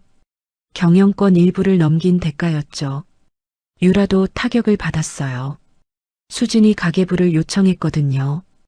유라 씨, 지난달 카드값이 3천만 원이던데요. 이게 뭐예요? 유라의 눈이 커졌습니다. 그건 생활비예요. 생활비가 3천만 원이요? 수진이 카드 명세서를 훑어봤어요. 샤넬 100, 500만 원, 에르메스 스카프 200만 원, 성형외과 700만 원. 이게 생활비예요? 유라의 얼굴이 새빨개졌습니다. 그건 제 개인 돈으로. 개인 돈이요? 유라 씨 명의로 된 재산이 뭐가 있죠? 수진이 차갑게 물었어요. 없잖아요. 다 박 씨 가문 돈이에요. 제 투자금이 들어간 돈. 유라가 입술을 깨물었습니다. 할 말이 없었어요. 앞으로 월 500만 원 이상 지출은 제 승인 받으세요. 네. 500만 원이요? 네. 불만 있으면 계약 파기하셔도 돼요. 대신 투자금 전액 상환해야 하지만. 유라의 얼굴이 허옇게 질렸습니다. 200억을 어떻게 갚아요? 불가능했어요. 알겠습니다. 유라가 고개를 숙였습니다. 수지는 속으로 웃었어요. 어때? 돈 없으면 이렇게 되는 거야. 20년 전 자신이 쫓겨날 때 한 푼도 없이 나갔던 기억이 떠올랐습니다. 그때의 굴욕을 이제 돌려주고 있었죠. 도준도 예외가 아니었어요. 어느 날 수진이 민호에게 전화했습니다. 박 사장님, 도준 씨 일 때문에 연락드렸어요. 도준이요? 무슨 일인데요? 어젯밤에 클럽에서 싸움이 났대요. 상대방이 다쳐서 합의금 요구하고 있고요. 민호의 얼굴이 어두워졌습니다. 그 녀석이 또 합의금이 5천만 원이래요. 어떻게 하실 거예요? 민호가 한숨을 쉬었어요. 제가 처리할게요. 아니요. 수진이 단호하게 말했습니다. 이번엔 제가 처리할게요. 대신 조건이 있어요. 조건이요? 도준 씨를 회사에서 내보내세요. 네. 민호가 깜짝 놀랐어요. 그게 무슨 말이에요? 도준이는 제 아들인데. 아들이니까 더 그래야죠. 회사에서 월급만 축내고 사고만 치잖아요. 이러다 회사 망해요. 하지만 박 사장님, 수진이 목소리를 낮췄어요. 솔직히 말씀드릴게요. 도준 씨가 회사에 있는 한 추가 투자는 어려워요. 투자자들이 싫어해요. 민호가 말문이 막혔습니다. 추가 투자. 그게 없으면 회사가 버티기 힘들었어요. 아직 정상화되려면 멀었거든요. 생각해 보세요. 시간 드릴게요. 전화가 끊어졌습니다. 민호는 한참 동안 전화기를 들고 있었어요. 손이 떨렸습니다. 그날 밤 최 여사 집에서 가족회의가 열렸어요. 뭐, 도준이를 회사에서 내보내? 최 여사가 버럭 소리쳤습니다. 어머니, 저도 싫어요. 근데 어쩔 수 없어요. 민호가 고개를 숙였어요. 추가 투자 못 받으면 회사 망해요. 그러면 본가도 상가도 다 날아가요. 최 여사의 얼굴이 굳어졌습니다. 그 미셸이란 년이 우릴 쥐고 흔드는 거잖아. 어머니, 목소리 낮추세요. 혹시 누가 들으면 어때? 내 집에서 내가 소리 지르는데. 최 여사가 테이블을 쳤어요. 유라가 끼어들었습니다. 어머니, 저 여자 뭔가 이상해요. 이상하다니? 계속 우리 집안 일에 간섭하잖아요. 돈 투자한 것 치고는 너무 심해요. 마치 복수하려는 것 같아요. 최 여사의 눈이 번쩍 뜨였습니다. 복수? 네. 저 느낌이 자꾸 들어요. 저 여자 눈빛이 예사롭지 않아요. 최 여사가 잠시 생각에 잠겼어요. 그러고 보니 나도 그런 느낌이 들었어. 어디서 본 것 같은 느낌. 제가 뒷조사 좀 해볼게요. 유라가 말했습니다. 미셸리가 누군지, 어디서 왔는지 다 알아볼게요. 최 여사가 고개를 끄덕였어요. 그래, 알아봐. 뭔가 찜찜하니까. 유라의 눈빛이 날카로워졌습니다. 그녀는 20년 전 수진을 쫓아냈던 장본인이었어요. 만약 미셸리가 수진이라는 걸 알게 되면 모든 게 끝장날 거였습니다. 하지만 유라는 아직 몰랐어요. 자신이 파놓은 함정에 자기가 빠지게 될 줄은. 며칠 후 유라는 사설 탐정을 고용했어요. 미셸리라는 여자 뒷조사해줘요. 미국에서 뭐 했는지, 가족관계가 어떤지 다 알아와요. 탐정이 고개를 끄덕였습니다. 알겠습니다. 시간이 좀 걸릴 거예요. 빨리 해줘요. 급해요. 유라는 조급했어요. 미셸리의 정체를 밝혀내면 뭔가 약점을 잡을 수 있을 거라 생각했거든요.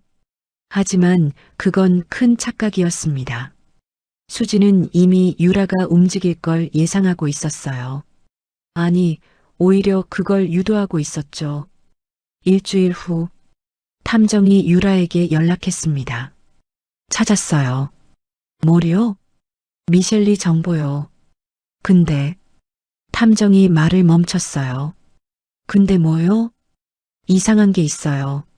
미셸리 말고 사모님 정보도 나왔어요. 유라의 얼굴이 굳어졌습니다. 내 정보요? 네. 제가 조사하다 보니까 누군가 사모님 뒷조사를 이미 해놨더라고요. 뭐, 도박빚 3억, 회사 돈 횡령 5천만 원. 이런 것들이 다 파일로 정리되어 있었어요. 유라의 얼굴이 새하얘졌습니다. 그게 어디서? 모르겠어요. 근데 이거 누군가 사모님 잡으려고 준비한 것 같은데요.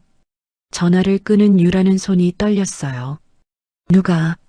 누가 내 뒷조사를 했지? 불안감이 밀려왔습니다. 도박빚은 민호 몰래 진 거였어요. 회사 돈 횡령도 아무도 모르게 한 거였고요.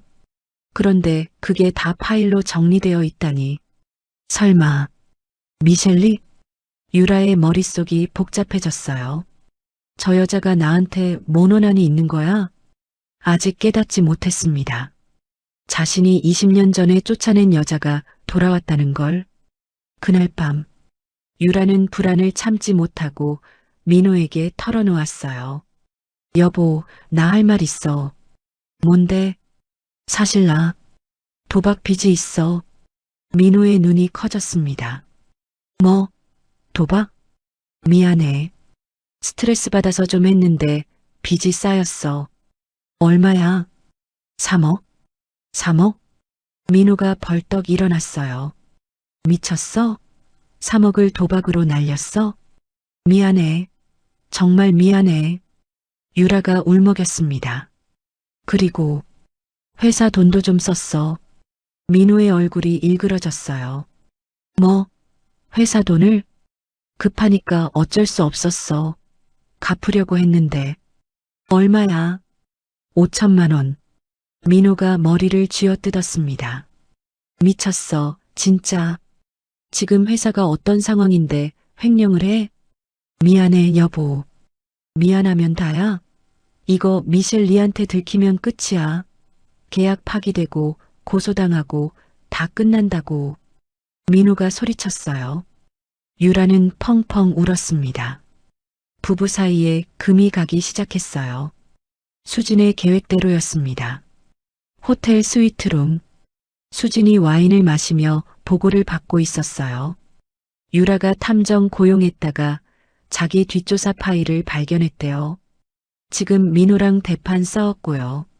성훈이 보고했습니다. 수진이 미소 지었어요.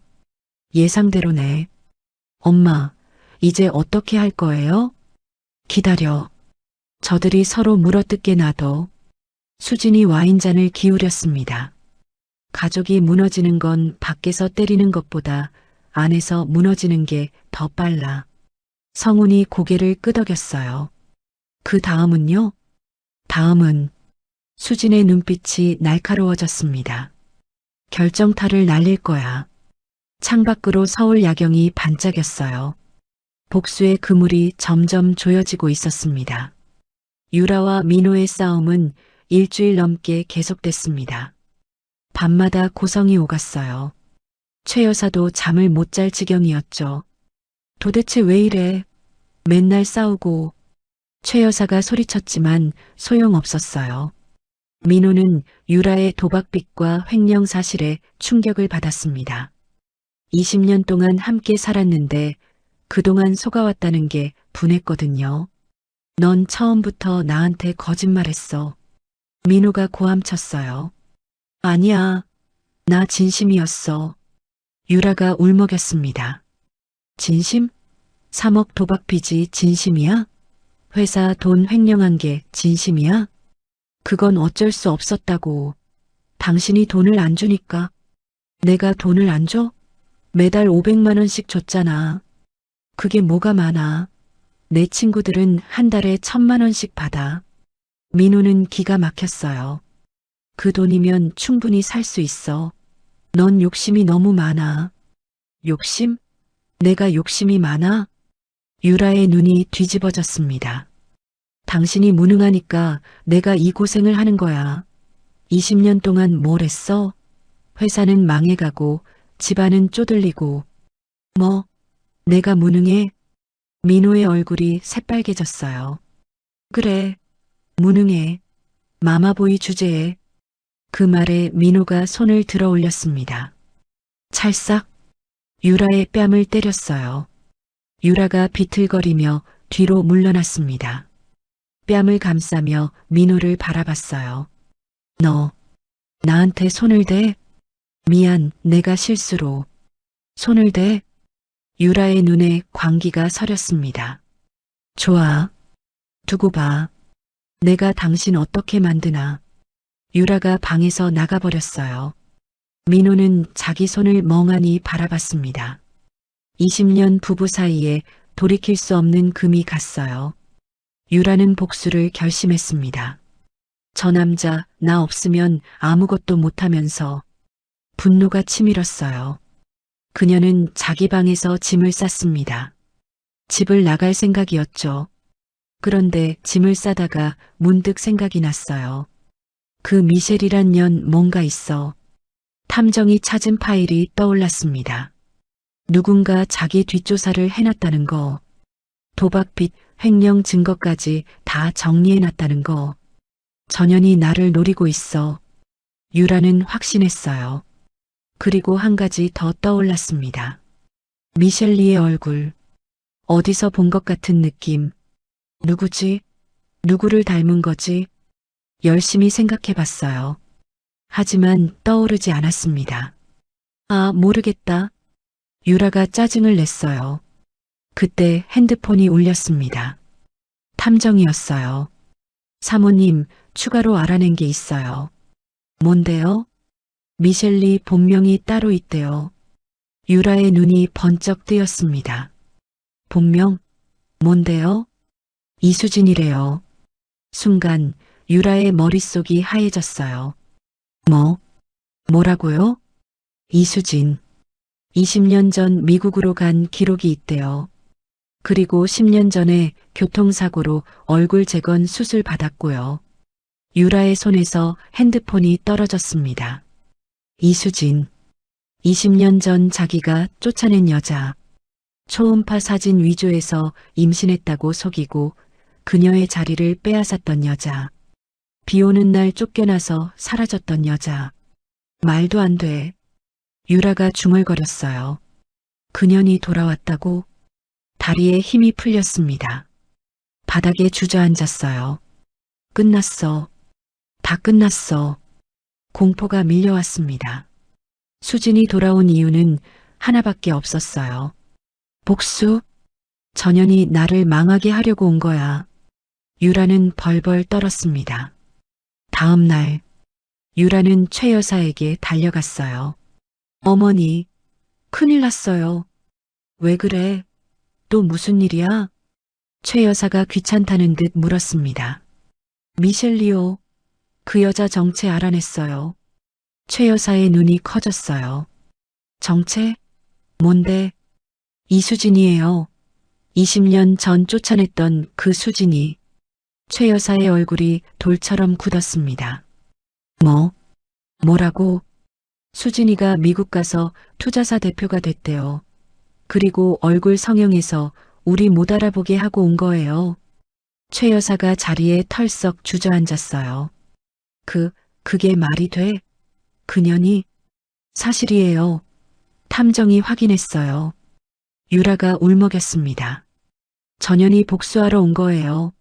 우리한테. 최 여사의 머릿속이 빠르게 돌아갔어요.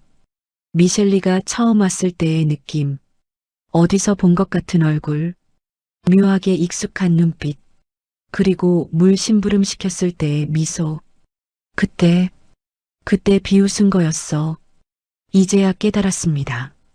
인연이. 감히. 최 여사가 이를 갈았어요. 어머니, 어떡해요? 전현한테 본가도 상가도 다 담보로 잡혔는데. 닥쳐. 생각 좀 하자. 최 여사가 소리쳤습니다. 긴급 가족회의가 열렸어요. 민호도 소식을 듣고 달려왔습니다. 미셸리가 수진이라고? 그래. 내 전처. 최 여사가 쏘아붙였어요. 민호의 얼굴이 새하얘졌습니다. 말도 안 돼. 수진이는 그때 미국 갔잖아. 거기서 돈 벌어서 돌아온 거야. 유라가 울부짖었어요. 다 당신 때문이야. 당신이 그때 바람 안 폈으면 뭐 내가 꼬신 거잖아. 꼬시긴 뭘 꼬셔. 당신이 넘어온 거지. 또 싸움이 시작됐습니다. 최 여사가 테이블을 쾅 쳤어요. 그만. 지금 싸울 때야? 두 사람이 입을 다물었습니다. 지금 중요한 건 전연을 어떻게 막느냐야. 최 여사가 이를 갈았어요. 계약서 찾아봐. 어디 빈틈 없나? 민호가 계약서를 뒤졌습니다. 하지만 빈틈이 없었어요. 수진이 완벽하게 준비했거든요. 어머니, 법적으로는 방법이 없어요. 그럼 어쩌라고? 최 여사가 버럭 소리쳤습니다. 그때 유라가 말했어요. 어머니, 방법이 하나 있어요. 뭔데? 협박해요. 최 여사와 민호가 유라를 바라봤습니다. 전연 아들 있잖아요. 성훈이. 유라의 눈이 음흉하게 빛났어요. 저 애가 민호 씨 친아들이래요. 뭐? 민호의 눈이 커졌습니다. 수진이가 쫓겨나고 나서 낳은 애래요. 탐정이 알아냈어요. 그게 진짜야? 민호가 믿을 수 없다는 표정을 지었어요. 친자 확인하면 되잖아요. 그거 가지고 협박하는 거예요. 유라가 말했습니다. 전연이 아들 신분 숨기고 있는 거 이상하잖아요. 뭔가 약점이 있는 거예요. 최 여사가 고개를 끄덕였어요. 그래, 그거 좋겠다. 민호는 복잡한 표정이었습니다. 성훈이 자기 아들이라니. 그때 느꼈던 묘한 끌림이 떠올랐어요. 핏줄이라서 그랬던 거였습니다. 여보, 뭐해? 연락해. 유라가 재촉했어요. 민호는 떨리는 손으로 핸드폰을 꺼냈습니다. 수지는 그들의 움직임을 모두 파악하고 있었어요. 호텔 스위트룸. 성훈이 들어와 보고했습니다. 엄마, 저쪽에서 뭔가 움직이고 있어요. 알아. 수진이 담담하게 대답했어요. 유라가 내 정체 알아냈어. 예상보다 빨랐네. 어떻게요? 상관없어. 오히려 좋아. 수진이 미소 지었습니다. 이제 숨길 필요 없으니까. 엄마. 성훈아, 준비해. 수진이 일어났어요. 최종 막을 열 시간이야. 창밖으로 서울 야경이 빛나고 있었습니다. 20년 동안 기다려온 순간이 다가오고 있었어요. 그때 민호에게서 전화가 왔습니다. 수진이 전화를 받았어요. 네, 박 사장님. 미셸 대표님. 아니, 수진 씨. 민호의 목소리가 떨렸습니다. 수진이 미소 지었어요. 알아챘구나. 왜 이래? 우리한테 왜 이래? 왜냐고? 수진이 차갑게 웃었습니다. 20년 전에 한 짓 기억 안 나? 그때는 비 오는 날 나 쫓아냈잖아. 한 푼도 없이, 신발도 없이. 수진의 목소리가 날카로워졌어요. 그리고 난 그때 임신 중이었어. 당신 아이를. 민호가 할 말을 잃었습니다. 성훈이가 당신 아들이야. 그때 뱃속에 있던 아이. 당신들이 버린 핏줄. 내가 키웠어. 하버드까지 보냈어. 수진이 창밖을 바라봤어요. 두고 봐. 이제 시작이야. 전화가 끊어졌습니다. 민호는 핸드폰을 든 채 멍하니 서 있었어요. 등에 식은땀이 흘렀습니다. 성훈이가 내 아들이라고. 그리고 그 순간 깨달았어요. 자신이 무엇을 잃어버렸는지. 그 다음 날 도준이 사고를 쳤습니다. 아버지 민호의 차를 몰래 끌고 나갔어요. 고급 세단이었죠. 친구들한테 자랑하고 싶었거든요. 문제는 도준이 음주 상태였다는 거였어요. 간밤에 클럽에서 술을 마셨는데 아직 덜 깬 상태로 운전대를 잡은 거였습니다. 새벽 2시 강남대로를 달리던 도준의 차가 중앙선을 넘었어요. 쾅! 반대편에서 오던 트럭과 정면 충돌했습니다. 차는 완전히 찌그러졌어요. 도준은 의식을 잃은 채 피투성이가 됐습니다. 119가 출동했어요. 도주는 응급실로 실려갔습니다. 새벽 3시 최 여사 집에 전화가 왔어요. 여보세요? 박도준 씨 보호자분 되시죠? 네, 저 할머니인데요. 무슨 일이에요? 환자분이 교통사고로 응급실에 입원하셨습니다. 빨리 와주세요. 최 여사의 얼굴이 새하얘졌어요. 뭐라고요? 급히 옷을 챙겨 입고 병원으로 달려갔습니다. 민호와 유라도 함께요. 응급실에 도착하니 의사가 나와 있었어요. 보호자분이세요? 네. 우리 손자 어떻게 됐어요? 최 여사가 다급하게 물었습니다. 뇌출혈이 심합니다. 긴급 수술이 필요한데 수혈이 필요해요. 수혈이요? 네. 환자분 혈액형이 AB형인데 혈액이 부족합니다. 가족 중에 AB형 있으시면 헌혈 부탁드립니다. 민호가 앞으로 나섰어요. 저 AB형이에요. 제 피 쓰세요. 감사합니다. 이쪽으로 오시죠. 민호가 의사를 따라갔습니다. 30분 후 의사가 심각한 표정으로 돌아왔어요. 저기 문제가 생겼습니다. 문제요? 무슨 문제요? 최 여사가 불안하게 물었습니다. 박민호 씨 혈액을 검사해 봤는데요. 의사가 말을 멈췄어요. 환자분과 혈액형이 맞지 않습니다. 네, 둘 다 AB형이라면서요? 혈액형만으로는 맞는데 유전자 검사 결과가 이상합니다. 의사가 조심스럽게 말했어요. 박민호 씨와 환자분은 친자 관계가 아닙니다. 시간이 멈춘 것 같았어요. 뭐라고요? 최 여사가 믿을 수 없다는 표정을 지었습니다. 유전자 검사 결과 두 분은 부자 관계가 아니에요. 수혈은 다른 혈액으로 진행할게요. 의사가 돌아갔습니다. 최 여사와 민호는 멍하니 서 있었어요. 유라의 얼굴이 새하얘졌습니다. 끝났어. 다리에 힘이 풀렸어요. 벽에 기대야 했습니다. 유라. 민호의 목소리가 낮게 깔렸어요. 이게 무슨 소리야? 여보, 그게. 유라가 더듬거렸습니다. 도준이가 내 아들 아니라고? 20년 동안 키웠는데? 잘못됐을 수도 있어. 검사가. 유라가 발버둥 쳤어요. 검사가 잘못됐을 리가 있어? 유전자 검사인데?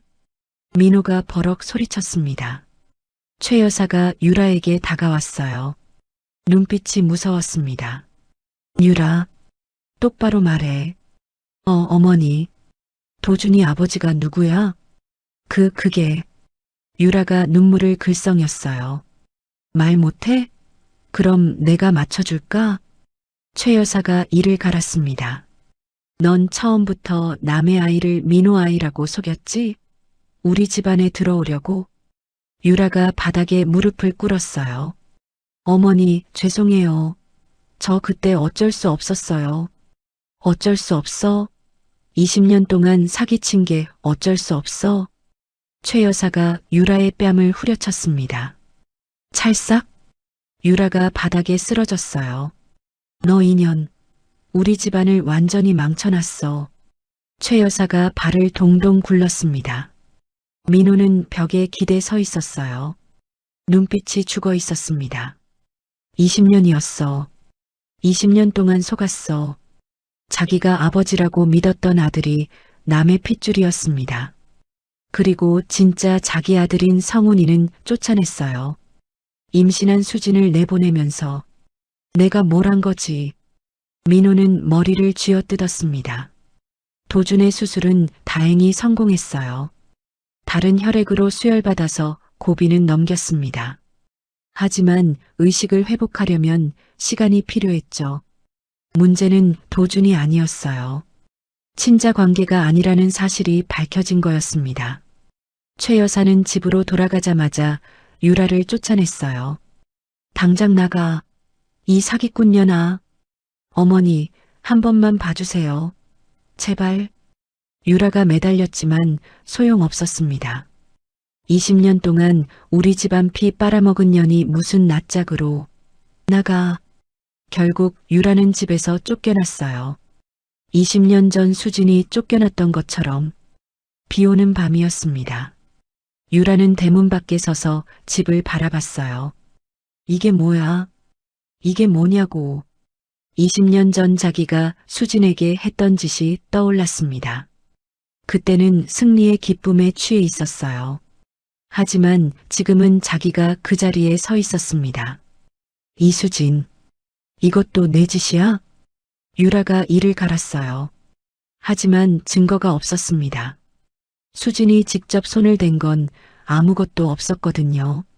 모든 건 유라가 스스로 자초한 거였어요. 거짓말의 대가였습니다. 며칠 후 수진에게 보고가 들어왔어요. 유라가 쫓겨났대요. 도준이 친자 아닌 게 밝혀졌고요. 성훈이 말했습니다. 수진은 창밖을 바라보며 와인을 홀짝였어요. 그래, 들었어.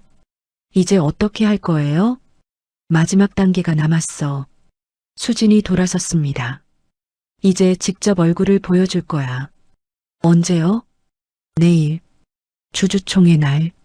수진의 눈빛이 날카로워졌어요. 20년 동안 기다렸어. 이제 끝낼 시간이야. 성훈이 고개를 끄덕였습니다. 저도 준비할게요, 엄마. 그래. 내일 내 정체도 밝힐 거야. 수진이 아들의 어깨를 잡았어요. 긴장돼? 아니요. 오히려 후련해요. 성훈이 미소 지었습니다. 20년 동안 엄마 혼자 키워주셨잖아요. 이제 제가 곁에 설게요. 수진의 눈에 눈물이 살짝 비쳤어요. 고마워, 성훈아. 모자는 서로를 바라보며 미소 지었습니다. 내일이면 모든 게 끝나요. 20년 복수의 대장정이. 그날 밤, 민호는 혼자 술을 마시고 있었어요. 텅 빈 거실에서 위스키를 홀짝이며 창밖을 바라봤습니다. 내가 뭘 한 거지? 진짜 아들을 버리고 가짜 아들을 키웠어요. 진짜 아내를 쫓아내고 사기꾼을 들였고요. 20년 동안 엉망으로 살았습니다. 수진아, 민호가 중얼거렸어요. 그때 내가 왜 그랬을까? 후회가 밀려왔습니다. 하지만 이미 늦었어요. 엎질러진 물은 다시 담을 수 없으니까요. 민호는 술잔을 비우고 또 비웠습니다. 내일 주주총회에서 무슨 일이 벌어질지 그는 예감하고 있었어요. 폭풍이 온다는 걸. 주주총회 날이 밝았습니다. 서울 강남의 대형 컨벤션홀. 박씨 가문 기업의 연례 주주총회가 열리는 곳이었어요. 홀 안에는 수백 명의 주주와 기자들이 모여 있었습니다. 카메라 플래시가 터지고 웅성거리는 소리가 가득했죠. 단상 위에는 최 여사와 민호가 앉아 있었어요. 최 여사의 얼굴은 초췌했습니다. 며칠 사이에 10년은 늙어 보였어요. 유라의 사기극이 밝혀지고 도준이 친자가 아니라는 게 드러나면서 충격을 받았거든요. 민호는 더 심했어요. 눈 밑에 다크서클이 짙게 깔렸고 볼이 푹 꺼져 있었습니다. 며칠째 술만 마시고 제대로 먹지도 못했거든요. 오늘 무슨 일이 벌어질까요? 기자들이 수군거렸어요. ML캐피탈 대표가 직접 온다던데. 그 미셸리라는 여자? 요즘 업계에서 난리잖아. 박씨 가문 완전히 삼켜버릴 거라는 소문도 있던데. 기자들의 추측이 난무했습니다. 최 여사는 불안한 눈으로 입구를 바라봤어요. 손이 미세하게 떨리고 있었죠. 전현이 뭘 꾸미고 있는 거야. 수진의 정체를 알고 난 뒤로 최 여사는 밤잠을 설쳤어요. 20년 전 쫓아냈던 며느리가 복수하러 돌아왔다는 사실이 너무나 두려웠거든요. 민호도 마찬가지였습니다. 수진이 오늘 뭘 할 거지? 가슴이 두근거렸어요. 불안과 후회가 뒤섞인 복잡한 감정이었습니다. 오전 10시 정각, 컨벤션 홀 문이 열렸습니다. 미셸리 아니 이수진이 들어왔어요. 검은 정장의 하이힐, 단정하게 올린 머리, 당당한 걸음걸이. 20년 전 비 맞으며 쫓겨나던 그 여자의 모습은 어디에도 없었습니다. 그 옆에는 성훈이 함께 걸었어요. 깔끔한 네이비 정장에 반듯한 자세. 누가 봐도 엘리트 청년이었죠. 카메라 플래시가 터졌어요. 미셸리 대표님이다. 옆에 젊은 남자는 누구지? 기자들이 사진을 찍어댔습니다. 수지는 천천히 단상으로 걸어갔어요. 한 걸음 한 걸음 20년의 세월이 담긴 발걸음이었습니다. 최 여사와 눈이 마주쳤어요. 수진이 미소 지었습니다. 차갑지만 어딘가 슬픈 미소였죠. 최 여사는 몸이 굳었어요. 그 눈빛을 알아봤거든요. 수진이, 진짜 수진이구나. 20년 전 밥상머리에서 모욕당하면서도 꾹 참던 그 눈빛. 비 맞으며 쫓겨나면서도 울지 않던 그 눈빛. 하지만 지금은 달랐어요. 그때의 연약함은 사라지고 강인함과 위엄이 넘쳤습니다. 민호도 수진을 바라봤어요. 수진아. 가슴이 먹먹했습니다. 20년 만에 제대로 바라보는 전처의 얼굴. 얼굴은 달라졌지만 눈빛만은 그대로였어요. 수진이 단상에 올랐습니다. 마이크 앞에 섰어요. 홀 안이 조용해졌습니다. 안녕하세요. 수진의 목소리가 울려 퍼졌어요. 저는 ML캐피탈 대표 미셸리입니다. 잠시 멈췄어요. 그리고 천천히 말을 이었습니다. 아니, 제 본명을 말씀드려야겠네요. 홀 안이 술렁거렸어요. 제 이름은 이수진입니다. 최 여사의 얼굴이 새하얘졌어요. 민호도 굳어버렸습니다. 20년 전 이 자리에 계신 최 여사님과 박민호 씨의 며느리였죠. 기자들이 웅성거렸어요. 뭐야? 며느리? 20년 전이라고? 무슨 사연이 있는 거야? 수진이 미소 지었습니다. 20년 전 저는 이 집안에서 쫓겨났어요. 아이를 못 낳는다는 이유로요. 홀 안이 조용해졌어요. 모두가 숨을 죽이고 들었습니다. 시어머니께서 저를 성녀라고 부르셨죠. 밥상머리에서요. 수진이 최 여사를 바라봤어요. 기억나세요? 성녀가 사람이야? 그렇게 말씀하셨잖아요. 최 여사가 입술을 깨물었습니다. 할 말이 없었어요. 그리고 남편의 비서가 임신했다고 했죠. 남편의 아이라고요. 수진의 목소리가 차가워졌어요. 그게 거짓말인 줄도 모르고 저를 비 오는 날 내쫓으셨죠. 홀 안이 술렁거렸어요. 거짓말이라고? 무슨 뜻이지? 수진이 서류를 꺼냈습니다. 이건 유전자 검사 결과입니다. 며칠 전 박도준 씨가 교통사고로 수술받을 때 나온 거예요. 서류를 화면에 띄웠어요. 박민호 씨와 박도준 씨는 친자 관계가 아닙니다. 홀 안이 발칵 뒤집어졌어요. 뭐야? 친자가 아니라고? 20년 동안 속은 거야? 기자들이 미친 듯이 사진을 찍었습니다. 최 여사가 벌떡 일어났어요. 이 인연이 여기서 무슨 짓이야? 사실을 말하는 겁니다, 어머니. 수진이 담담하게 대답했어요. 20년 동안 숨겨왔던 사실을요. 수진이 성훈을 바라봤습니다. 여기 제 아들입니다. 성훈이 앞으로 나왔어요.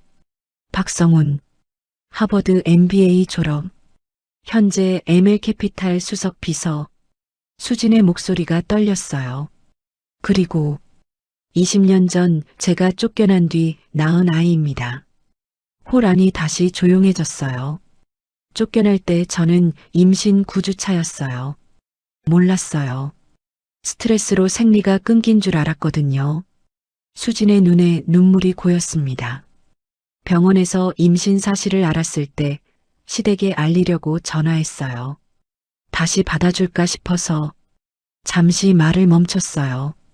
목이 메었거든요. 하지만 전화기 너머로 웃음소리가 들렸어요. 유라 씨와 시어머니의 웃음소리. 수진이 최 여사를 바라봤습니다. 그때 알았어요. 저 사람들에게 나는 그냥 버려도 되는 존재구나. 최 여사의 얼굴이 일그러졌어요. 그래서 미국으로 갔습니다. 혼자 힘으로 아이를 낳고 키웠어요. 수진이 성훈의 어깨를 감쌌어요. 이 아이가 당신들이 버린 진짜 핏줄입니다. 홀 안이 술렁거렸어요. 민호가 성훈을 바라봤습니다. 눈에 눈물이 고여 있었어요. 저 아이가 내 아들. 처음 봤을 때 느꼈던 묘한 끌림. 설명할 수 없던 그 감정. 핏줄이었던 거예요. 성훈아. 민호가 떨리는 목소리로 불렀습니다. 성훈이 민호를 바라봤어요. 눈빛이 차가웠습니다.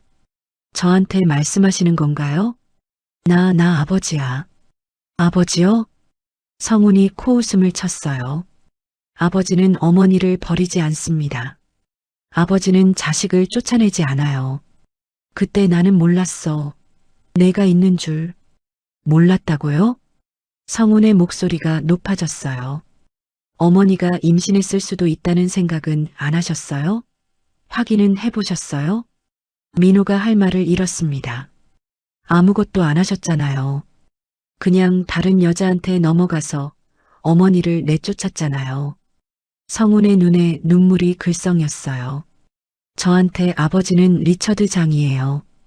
어머니가 힘들 때 도와주시고 저를 키워주신 분. 민호가 무릎을 꿇었습니다. 미안해. 정말 미안해. 미안하다는 말로 20년이 돌아오나요? 성훈이 차갑게 내뱉었어요. 수진이 다시 마이크 앞에 섰습니다. 오늘 발표할 게 있습니다. 서류를 꺼냈어요. 박씨 가문 기업의 경영권, 제가 인수했습니다. 홀 안이 다시 술렁거렸어요. 계약서에 따라 담보로 잡힌 성북동 본가와 강남 상가의 소유권이 저에게 넘어옵니다. 최 여사가 비명을 질렀어요. 안 돼. 그건 우리 조상 대대로 물려받은. 조상 대대로요? 수진이 미소 지었습니다. 조상들이 아시면 뭐라고 하실까요? 며느리를 내쫓고 사기꾼한테 속아서 집안을 망친 후손들을. 최 여사가 할 말을 잃었어요. 본가는 제가 허물겠습니다. 수진이 담담하게 말했어요. 그 자리에 미혼모 센터를 세울 거예요. 뭐? 저처럼 버림받은 여자들, 혼자 아이 키우는 엄마들을 위한 곳이요. 수진의 눈에 눈물이 비쳤어요. 20년 전 제가 쫓겨났을 때 갈 곳이 없었어요. 도와주는 사람도 없었고요. 잠시 말을 멈췄습니다. 그런 여자들이 다시는 저처럼 되지 않게. 그게 제가 이 집을 쓰려는 이유입니다. 홀 안이 조용해졌어요. 몇몇 사람들 눈에 눈물이 고였습니다. 최 여사가 비틀거리며 일어났어요. 이 인연아, 내가 이럴 수 있어? 이럴 수 있냐고요? 수진이 최 여사를 똑바로 바라봤습니다. 어머니가 저한테 하신 것보다 훨씬 점잖은 거예요. 뭐? 저는 어머니를 밥상머리에서 모욕하지 않았어요. 성녀라고 부르지도 않았고요. 수진의 목소리가 떨렸어요. 비 오는 날 맨발로 내쫓지도 않았어요. 한 푼도 없이. 최 여사가 뒤로 물러났습니다. 저는 그냥 제 권리를 찾은 거예요. 법적으로 정당하게. 수진이 서류를 들어보였어요. 여기 계약서 있어요. 어머니가 직접 도장 찍으셨잖아요. 최 여사가 바닥에 주저앉았어요. 아, 신음소리를 냈습니다. 민호도 무릎을 꿇은 채 울고 있었어요. 수진아, 미안해. 정말 미안해. 수진이 민호를 내려다봤습니다. 늦었어요, 민호 씨. 제발, 한 번만 기회를. 20년 전에 기회 주셨어야죠. 수진의 눈에서 눈물이 흘러내렸어요. 저 쫓겨날 때 딱 한마디만 해주셨으면 됐어요. 까지 말하고. 민호가 고개를 숙였습니다. 하지만 아무 말도 안 하셨잖아요. 눈도 안 마주치셨잖아요. 수진이 돌아섰어요. 이제 끝이에요. 다 끝났어요. 수진이 성훈과 함께 단상을 내려왔습니다. 기자들이 몰려들었어요. 대표님, 인터뷰 좀. 20년 만에 복수, 기분이 어떠세요? 수진이 잠시 멈춰섰어요. 복수요? 기자의 질문에 고개를 저었습니다. 복수가 아니에요. 그럼 뭔가요? 정리요. 수진이 미소 지었어요. 20년 동안 묵혀뒀던 감정을 정리한 거예요. 후회는 없으세요? 없어요. 수진이 성훈을 바라봤습니다. 저한텐 아들이 있어요. 훌륭하게 자란 아들이. 성훈이 어머니의 손을 잡았어요. 그거면 충분해요. 수진이 컨벤션홀을 빠져나왔습니다. 밖에는 햇살이 따사롭게 비추고 있었어요. 20년 만에 느끼는 해방감이었습니다. 6개월 후 성북동 본가 자리에 새 건물이 들어섰어요. 이수진 미혼모 센터. 현판이 햇살에 반짝였습니다. 개관식 날 수진은 센터 앞에 섰어요. 성훈이 옆에 함께했습니다. 엄마, 드디어 완성됐네요. 그래. 수진이 센터를 바라보며 미소 지었어요. 여기서 많은 여자들이 새 출발을 하게 될 거야. 엄마처럼요. 그래. 나처럼. 수진의 눈에 눈물이 고였습니다. 20년 전 내가 가장 힘들 때 아무도 없었어. 갈 곳도 의지할 곳도. 잠시 말을 멈췄어요. 하지만 이제는 달라. 여기 오면 도움받을 수 있어. 성훈이 어머니의 손을 잡았어요. 엄마, 자랑스러워요. 고마워, 성훈아. 수진이 아들을 바라봤습니다. 내가 있어서 버틸 수 있었어. 20년 동안. 저도요, 엄마. 엄마가 있어서 여기까지 왔어요. 모자는 서로를 안았어요. 따뜻한 햇살이 두 사람을 감싸 안았습니다. 어디선가 바람이 불어왔어요. 수지는 하늘을 올려다봤습니다. 리처드, 고마워요. 당신이 있어서 여기까지 올 수 있었어요. 하늘에서 남편이 웃고 있는 것 같았어요. 수진이 미소 지었습니다. 이제 진짜 행복해질게요. 새들이 파란 하늘을 가로질러 날아갔어요. 새로운 시작이었습니다. 비 내리는 대문 밖으로 내쳐졌던 여인, 하지만 20년 뒤 가장 높은 곳에서 다시 가족을 지켜낸 수진 씨의 이야기였습니다. 수진 씨는 절망이 아닌 모성애를 선택했습니다.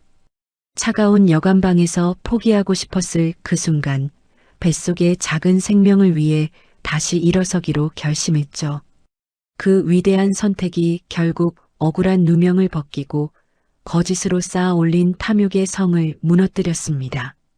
결국 진정한 명문가를 만드는 건 핏줄에 대한 집착이 아니라 자식을 바르게 키워내려는 올곧은 마음이 아니었을까요? 돈과 허영에 눈이 멀어 진짜 보석을 버렸던 시댁의 말로는 우리에게 참 많은 것을 생각하게 합니다. 여러분이라면 그 모진 세월을 견디고 수진 씨처럼 당당하게 용서와 심판의 칼을 드실 수 있으셨을까요? 때로는 억울하고 분한 시련이 우리를 누구보다 강한 사람으로 다시 태어나게 만듭니다. 오늘의 통쾌한 결말이 여러분의 답답했던 가슴을 시원하게 뚫어주고 마음 한구석에 작은 위로가 되었기를 바랍니다. 앞으로도 당신의 곁에서 때로는 사이다처럼 시원하고 때로는 난로처럼 따뜻한 이야기로 찾아오겠습니다. 구독과 좋아요는 영상을 만드는데 정말 큰 힘이 됩니다. 그리고 20년을 홀로 버텨낸 위대한 어머니 수진 씨와 훌륭하게 자라준 아들 성훈 군을 위해 따뜻한 응원 한 줄 댓글에 남겨주세요. 당신의 남은 인생이 황금빛으로 빛나길 응원합니다. 인생우리였습니다.